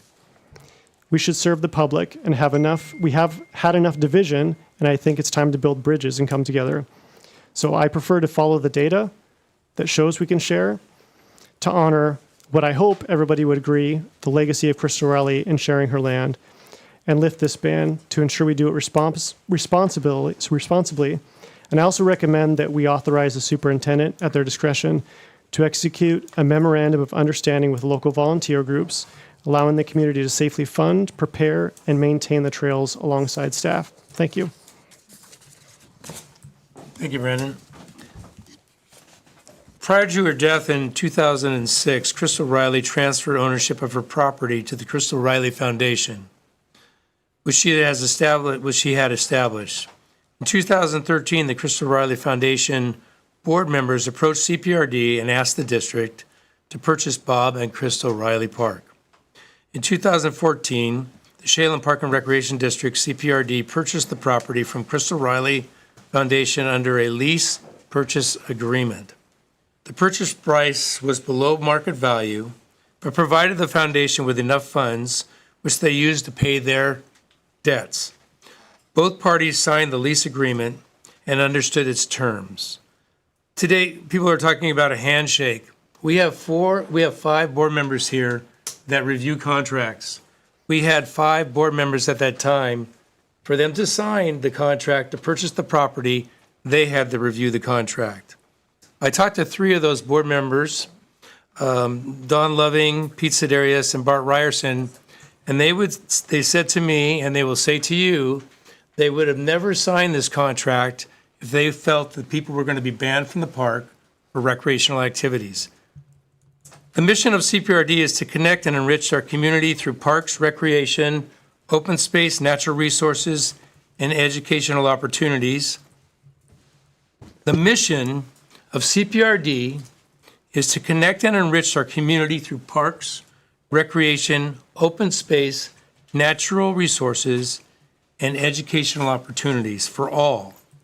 Jakewood Park is nearly 16 acres and offers 4 softball fields, walking and running paths, 4 tennis courts, multiple pickleball courts, a basketball court, horseshoe pits, and a playground. Ewing Young, which people have talked about tonight, encompasses 46 acres and offers walking and running trails, a dog park, a remote control course, a BMX track, a skate park, and a disc golf course. Crystal Riley Park covers 327 acres, representing more than 33% of CPRD's parkland. Currently concerning recreation, it offers equestrian, walking, and running trails. Adding the mountain biking would allow more CPRD taxpayers to enjoy the property while participating in an activity they love to do. Multiple multi-use trails are common, and in many parks, equestrians, cyclists, and hikers have positive experience sharing the trail systems together. If the board votes to allow mountain biking at Crystal Riley Park, it will be imperative to have thoughtful trail design, proper maintenance, clear expectations with signage, and mutual respect, and I really hope this happens, mutual respect among the users. I would like to see more users enjoy this park, and the reason I say that is because myself, these folks here at this board are taxpayers, and basically we have 36,000 taxpayers with a wide range of interests that are paying these costs to maintain all these parks. And we are committed to accommodating various recreational needs whenever possible. CPRD wants people to get outside, enjoy nature, and make the most of our parks and outdoor opportunities. Whether that happens depends on user groups choosing to work together and share space respectfully.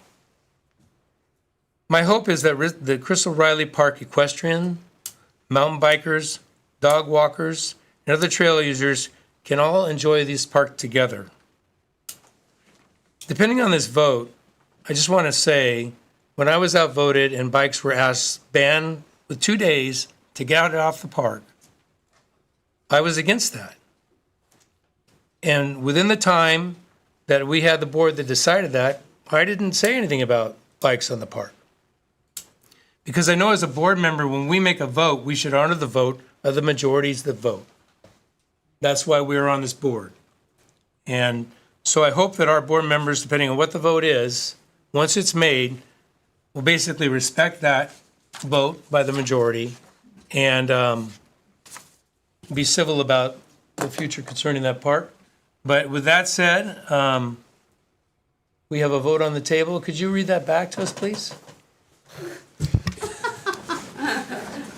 Or I can read it for you again. Okay, yeah. That would. Yes, please. Okay, I'll read it back to you. Oh.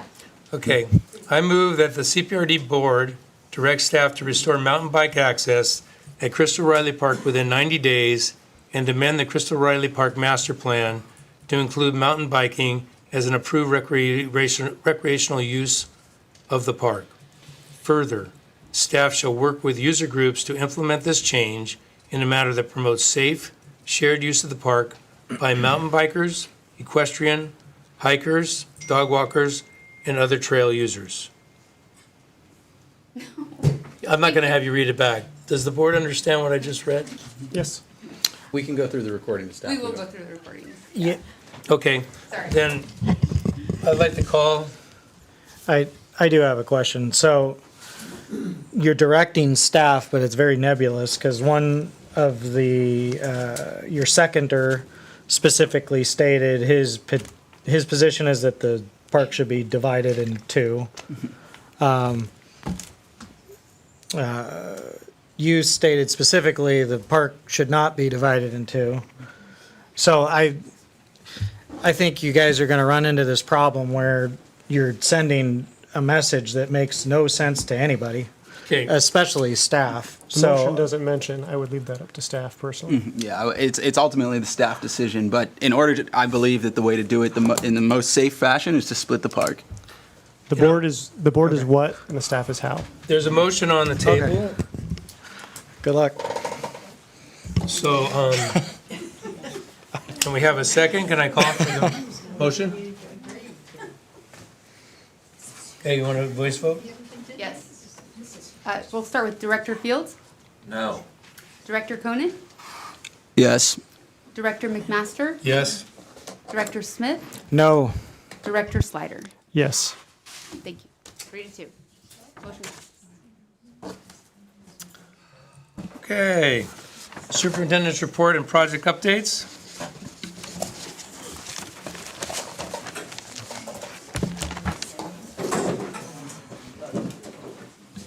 So, you guys have the written superintendent report. I wanted to add a couple of things. One of the items is that we are struggling right now with our. Clay, you want to wait just a second? Sure. Yeah, thanks. Yeah, let's, board, take a 5-minute recess, please. Is that good with you guys? 5-minute recess? Thank you. Be sure nobody's keys are getting, cars are getting.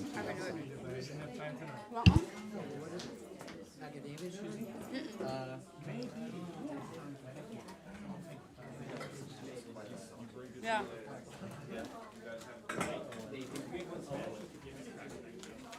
Tonight? So good. Right? Oh, you have details?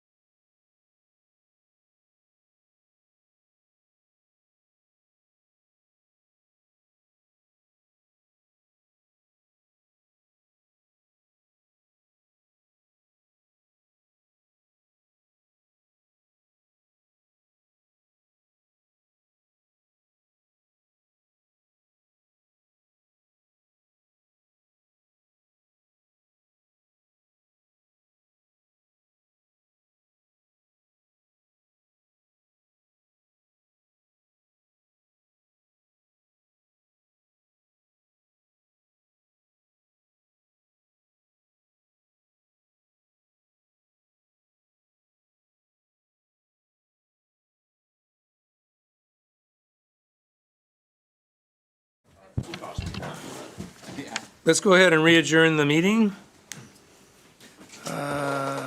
So basically, it's a small amount. We have correspondence, citizens' comments, miscellaneous, anything underneath there? Did I Just the miss anything? superintendent, it's just the superintendent report and the. I missed that, I did that on capital. purpose. No, I'm just I kidding. know, right? There's really not a whole lot to add. Sometimes I add a couple of additional things. I did want to share that this probably won't come to the board, but I just feel like you all would be interested because it's related to the audit. But with the vacancy that we have right now, with Amber leaving, there's no audit prep happening. I haven't had the bandwidth to do it myself. We have limited other people to get involved. So we're looking at bringing on some additional assistance, perhaps from a CPA firm who is not our auditor, to help with that, which I'm hoping that if we do that, that'll actually help with both onboarding a fiscal specialist, which we have a couple of candidates that look great, and as well as get us caught up as we go to those. And so that looks like it's going to be one within budgeted funds that we have and underneath the $10,000 threshold for bringing it to the board. Unless we bundle both the budget that the audit we're working on now as well as the next one. So it's unlikely that your board will see that, but I just wanted to let you know because it's kind of an interesting thing that we're going to look at for trying to get caught up. I'm just afraid of falling even further behind when we're trying to do the opposite. I've discussed with you before that position is our financial person's position is very important. And one of the most important positions in this district, because she's watching where the money's going and what's happening and giving you warnings. So I know that you will, and I'm hoping it happens, that we get a quality person in that position. I know you're striving for that. So watching those numbers are big time importance to us. We might have, a certain amount in contingency, but that could go away real quick if something is done wrong. So thank you. Well, I would really encourage the board members, once we bring on the new HR coordinator and this fiscal specialist, we'll probably announce that, but feel free to come in and introduce yourselves because those roles are not usually here at your board meetings. And actually, all 5 of you have been very engaged and interact with staff in different ways. And I think that's a really healthy thing for the district to have those relationships and know who those people are that are in the field doing good things, whether that's at the senior center, whether that's with our sports programs, whether that's in the parks, all those things are good. So, and I wanted to do a brief correction. Jim Bernard, who was celebrating 41, so he's going to have to stay one more year before he hits that 42. I think he was going to. So, but I thought that was really exciting. So I tried to put some silly posters in there. So the most watched movie, most popular movie during that time on that year was Back to the Future, the first one, which is kind of unbelievable. What year? That's the year that Jim Bernard started working with 94? Us. I think it was 85. Oh, 85, that's right, it's 85. 85. And then the most popular song was Careless Whisper by Wham, featuring yes. George Michael. So, it was a pretty good year for everybody, including CPRD, because we got Jim Bernard. If you don't know Jim, when I worked with him, he would bend over backwards to work hard to accomplish what he needed to accomplish. He is super dedicated to this district, getting called out at whatever in the morning. So, yeah. Did you hear that, Jim? I guess I'm not close enough to the mic. That's right. So I like the prompts on the screen, by the way. Thank you, Richard. The other thing I wanted to mention is I put a little more detail in this report on the various iterations with that recreation ready phase 2. And so what I would hope to do is bring that back to have a broader discussion on what these consultants on this technical study have been doing and what they think, why they're thinking these configurations, some of which look kind of crazy, why they think these are a reasonable idea. Keeping in mind, this is for the Highway 219 property that we're focusing on. So it's intended these are things that we want to put in our queue and prepare for that long walk to developing that property sometime in the future. So these are not short-term things, but we're trying to do the study now because we had that RIPE grant in front of us to help cover many of the costs there. So, I got a question that has nothing to do with any of this stuff. Sure. So last year we did a CPRD barbecue kind of thing. Yes. I'd really like to know when that's going to be because I can tell you my time is really limited as far as weekends are open, and I would very much like to participate. Well, that's a great question. I haven't brought it up because our fund committee, the organizers for that last year, One of them no longer works with us, and the other two said that they're crazy busy and they would love to have other people step in and help. So we don't have staff that are helping organize that right now, but I have some people in mind. Well, since Julie's not doing anything. Good point. Good point. I want to keep her as a staff member. We did get some feedback that when we had it, it was in August. So one, it was absolutely sweltering hot, and two, we still had a lot of the summer programming going on, so it was hard.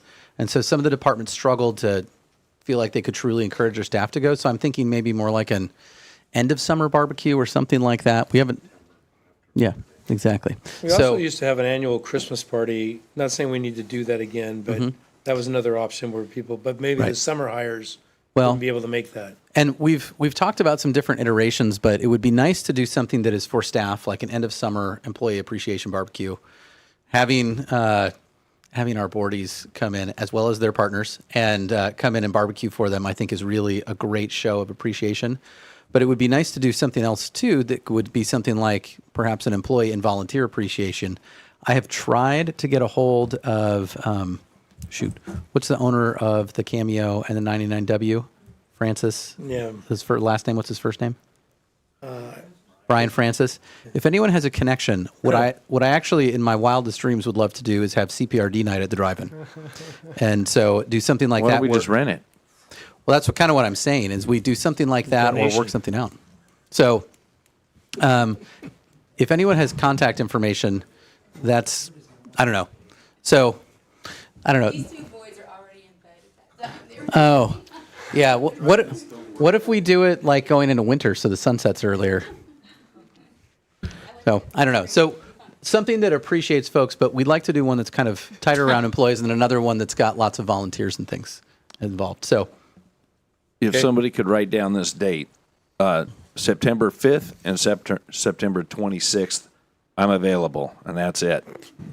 And sooner than later, if we could find out, that would be great.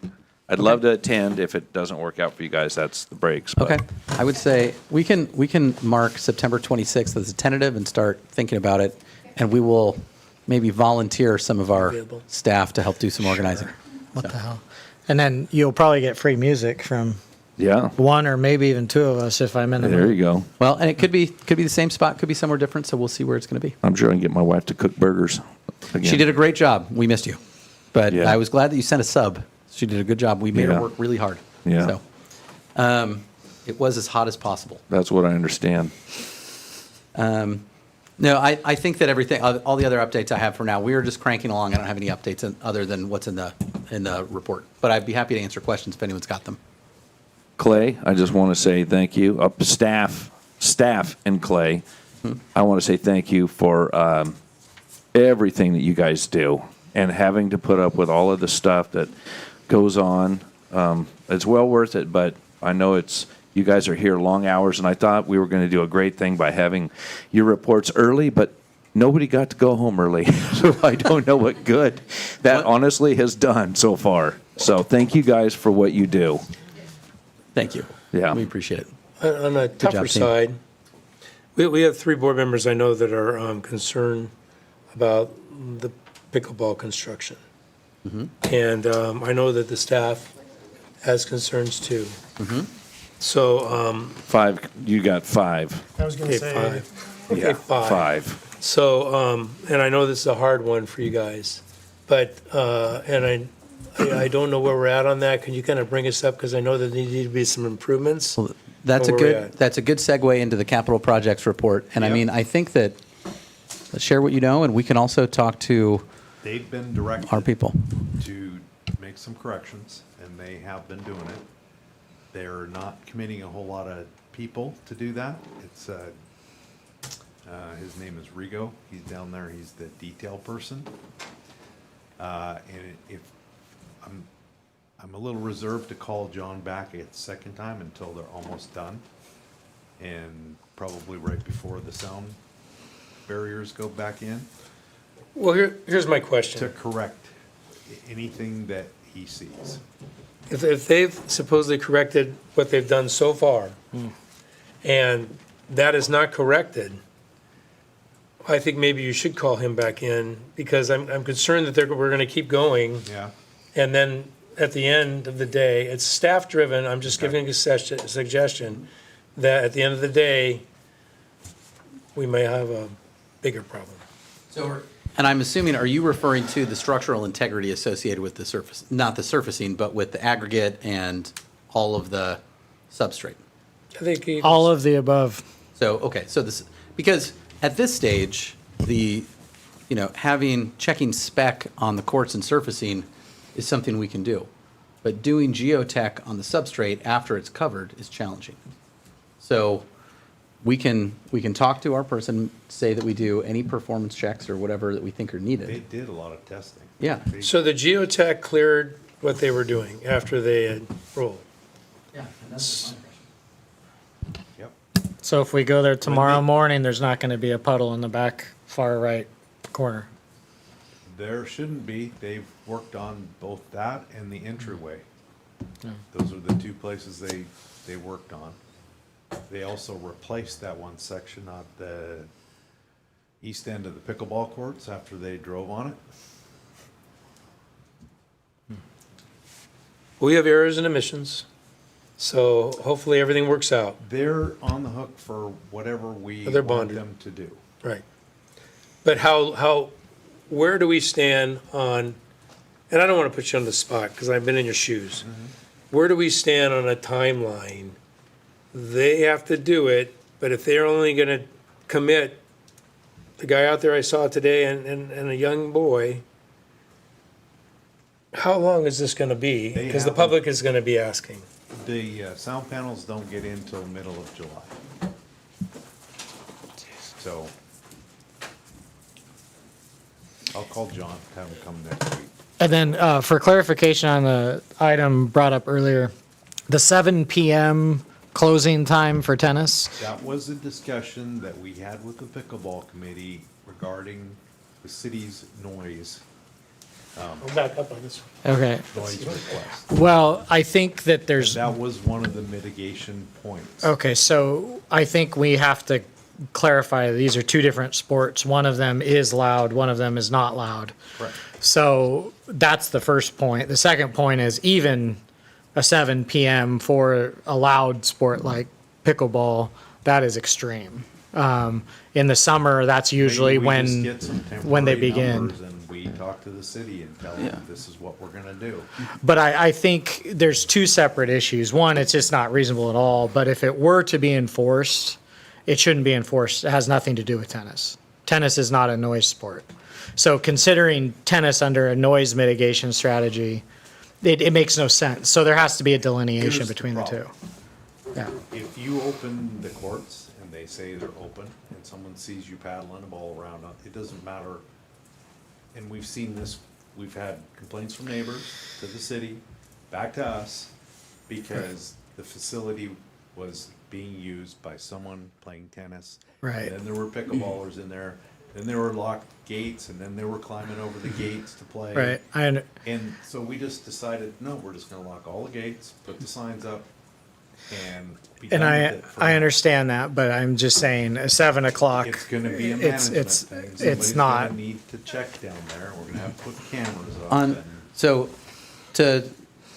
we did put in, so question, just for everybody, because I don't remember exactly where we landed. What percentage of the facility is going to be enclosed by sound mitigation panels? The pickleball. Just the pickleball? I believe just the pickleball. Did we run it over to the hybrid areas too, or just the pickleball only? Do you remember? I'd have to check. Okay. So, in theory, if, one of the reasons that it went 7 to 7 is because we were trying not to have to install sound mitigation. So one could interpret that as we're getting kind of double dipped by the Yeah, city. exactly. Because we are putting in the sound mitigation. Yeah. So we can go, I think that we would be happy to go speak with them and see if we can extend those hours because the sound panels will be there. And maybe they would be open to that. Yeah, we could just. Because make we had it- voluntarily offered them. We could make it the same as the park. Yeah. Until dusk. Which is Which is standard. pretty standard. But I have to even say caveat to that. There's many lighted tennis courts throughout the area. So even in McMinnville, right in the middle of a of a residential area. So, I mean, dawned at us, that's fine. At least it kind of makes sense. But I'm just telling you, if you have a 7 p.m. cutoff, you're gonna have angry pickleballers and Well, angry tennis players, and then the courts are not knowing- gonna get Knowing used. that there's a phase 2 where we hope to cover it, and if you cover it, then there's also a hope that you can put a light up on it, Mhm. something like that. Lights provide, I mean, you can get directed lights. Yeah. now, too, but it's- Mhm. So, but that's not done yet, but we can think about Yeah. that. I mean, but I think the short story is, I think we can go talk to the city and see what flexibility they might have and be open to, given that we are installing the sound mitigation. Yeah.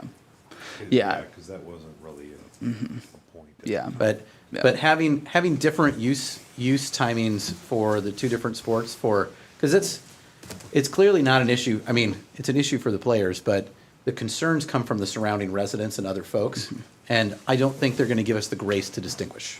Yeah. And if it comes down to that, then we should remove the pickleball shared courts from the 2 tennis courts so Good that thing you tennis let can Hunter actually leave the room play. before you started saying No, that. I'm just saying. Yeah. Because the limitation is Yeah. so strict and so unreasonable. You'll actually finally get tennis people here that will be complaining how insane.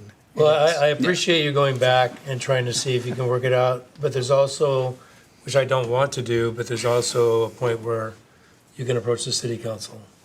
Yeah. Yep. And so if that needs to be done, I don't want that to happen. So if you can work it out with staff, fine, but I think it's important to a lot of our constituents. What we can do is plan on doing a report back. If we Yeah. get shot down, then it might be something where we ask the board to, like, we would bring a statement, say, if this looks good to you, please make a motion to authorize it, and then send someone to basically go read it at a council Yes.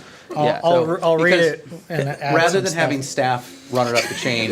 But we're bring not it there yet, level but- up. Nope, Yeah. not there yet. We'll try and work Yeah. with staff and check those, you know. Thanks, I didn't mean to put you guys on the spot, but I know Yeah, that I think it's okay. people have been asking. Yeah, And I do think You we, hear sometimes more than we hear in the community because Yeah. we're not there. Yes. And they get frustrated, wait, they said it's gonna open this time, wait, it's gonna open this time? Yeah. It's kinda like getting contracts when they say it's gonna be, that type of thing. Yeah. right. So, Next on the list is. Hang on a sec here, I got a quick question. Okay. I know this is probably too late, but is there any other kind of ball that you can use? You know, something that is quieter? I'll talk with you after this, Jason. I'm just a lot of money if you invent it. Jason, just wondering. Go back to your shop. See what you can figure out. You could They make a have lot of money. 3D printers I mean, it's now. either the I'm sure ball they or can it's the figure floor, something out. or, you know, the It's concrete. the think of it like ping pong but bigger. So the balls tend to have a lot of sound, but Nick probably actually is the most knowledgeable person in this room about that. But the answer is they do have some that are quieter, but they're not perfect. Totally different. All right, what's the next project you were getting into? Sanders Park. Brian's been busy out there.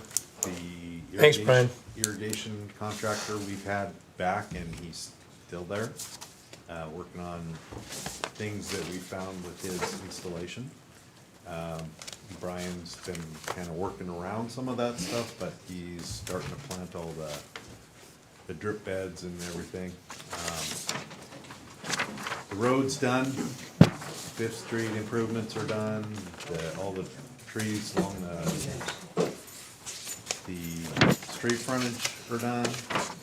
PG's done. Zipley's done. I think most everything is done. It's amazing. We've had to replace some sidewalk panels already because of cracking, and I think that might be an ongoing thing, and we'll have to bring them back in occasionally to replace the panels. They used the mix they were supposed to, the testing all came back okay, so we're not sure. They're in areas that had to be compacted, so I don't know why they would, concrete cracks. Ed Saunders is working well with you on that? Yeah, they've been doing a great job. So grand opening is on July 8th. Hope we're ready. Is the splash pad expected to be The splash pad is working, we're just not turning it on until that day. until the That'll be the flip the switch. Okay, so we're all expected to come in our bathing suits. Yeah. You should, I mean, Make sure to write that down. Yeah. Bikinis are welcome. How about mankinis? And mankinis, yeah, whatever you They're want. bold. Rennie Park, currently they're doing, we did a parking study, we're doing kind of a traffic study now, requirements for the land use down at the park. So he had just gotten it on his desk yesterday when we emailed him. So that's AKS doing that.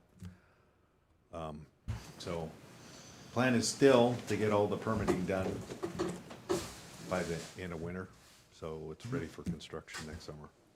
Yeah, how do you feel about how that's going as far as, you think it's going smooth or? Well, it's kind of complicated because Oh, of for the sure. transportation system plan and it being a major, it's a minor, you probably know a better word for it than I do. I'm not even sure what word you're looking for. Blaine Street. Oh, it's a major collector. Major collector. So that makes the cross Although it's not a section. through road, it's a major collector. And so, Well, the one thing that we're on the hook for on that grant, and you know this as well as I, we have to build. Board, could we hang on tight? I think it's stopped Richard, do you recording. need us to? I heard the recording go off. Do you need us to stop? I think we'll wrap it up. He's wrapping. It's the hard drive still, so I think we should just wrap it up. That's just my. I hope all the servers aren't full. Otherwise, we'll sit here for half an hour to get it back on. We are. If it's gonna take some time, we might wrap up. Richard Yeah. said it's okay. He said we can keep going. Okay. So there's no problem. Okay. Thank you, Richard. where was I? You were Renniefield, major Renniefield. collector. The transportation. It's complicated. And I was Yeah. talking about the grant process, and since we got that grant, no matter, we have to build everything, including the pickleball, including the bathroom, including everything that we put into that Yep, but grant. we gotta get there first. Yeah, I know. So it's gonna be tight financially, I know. We've talked about the facility, we've gone down and met the city down there, the planners, the inspectors, engineering. They have a plan, they just haven't, there's gonna be a storm water facility, there's tie-ins to sewer, there's a lot of things going on down there. Those are the numbers I worry about. Yeah, yeah, and the city did offer, and I think they're gonna move up some projects to help us out on Blaine Street. That's what we've heard. Seem open to it. Yeah, Oh, good. So. That would make sense anyway. I'd tear it up twice on does. taxpayer Well, dime. the complicated part about that is the railroad that splits the middle of the street. So. Yep. Again, we're there. So you'll hear more next month, hopefully. Next one, the bypass trail. They had the airport shut down today again for the 4th time in 2 weeks. Driving pile for the bridge pillars and the girders. They should be done. I don't know. I didn't check on them at the end, but they were down at the end of the runway today. They have a certain area that they get into with that crane where it's above the runway, and they have to shut it down. The Dales have been very cooperative. Yeah, I appreciate them big time. Yep, they've been awesome to deal with. ODOT's been very good. The guys doing the crane work down there have been awesome. They're testing everything as they go. The geotechs are down there.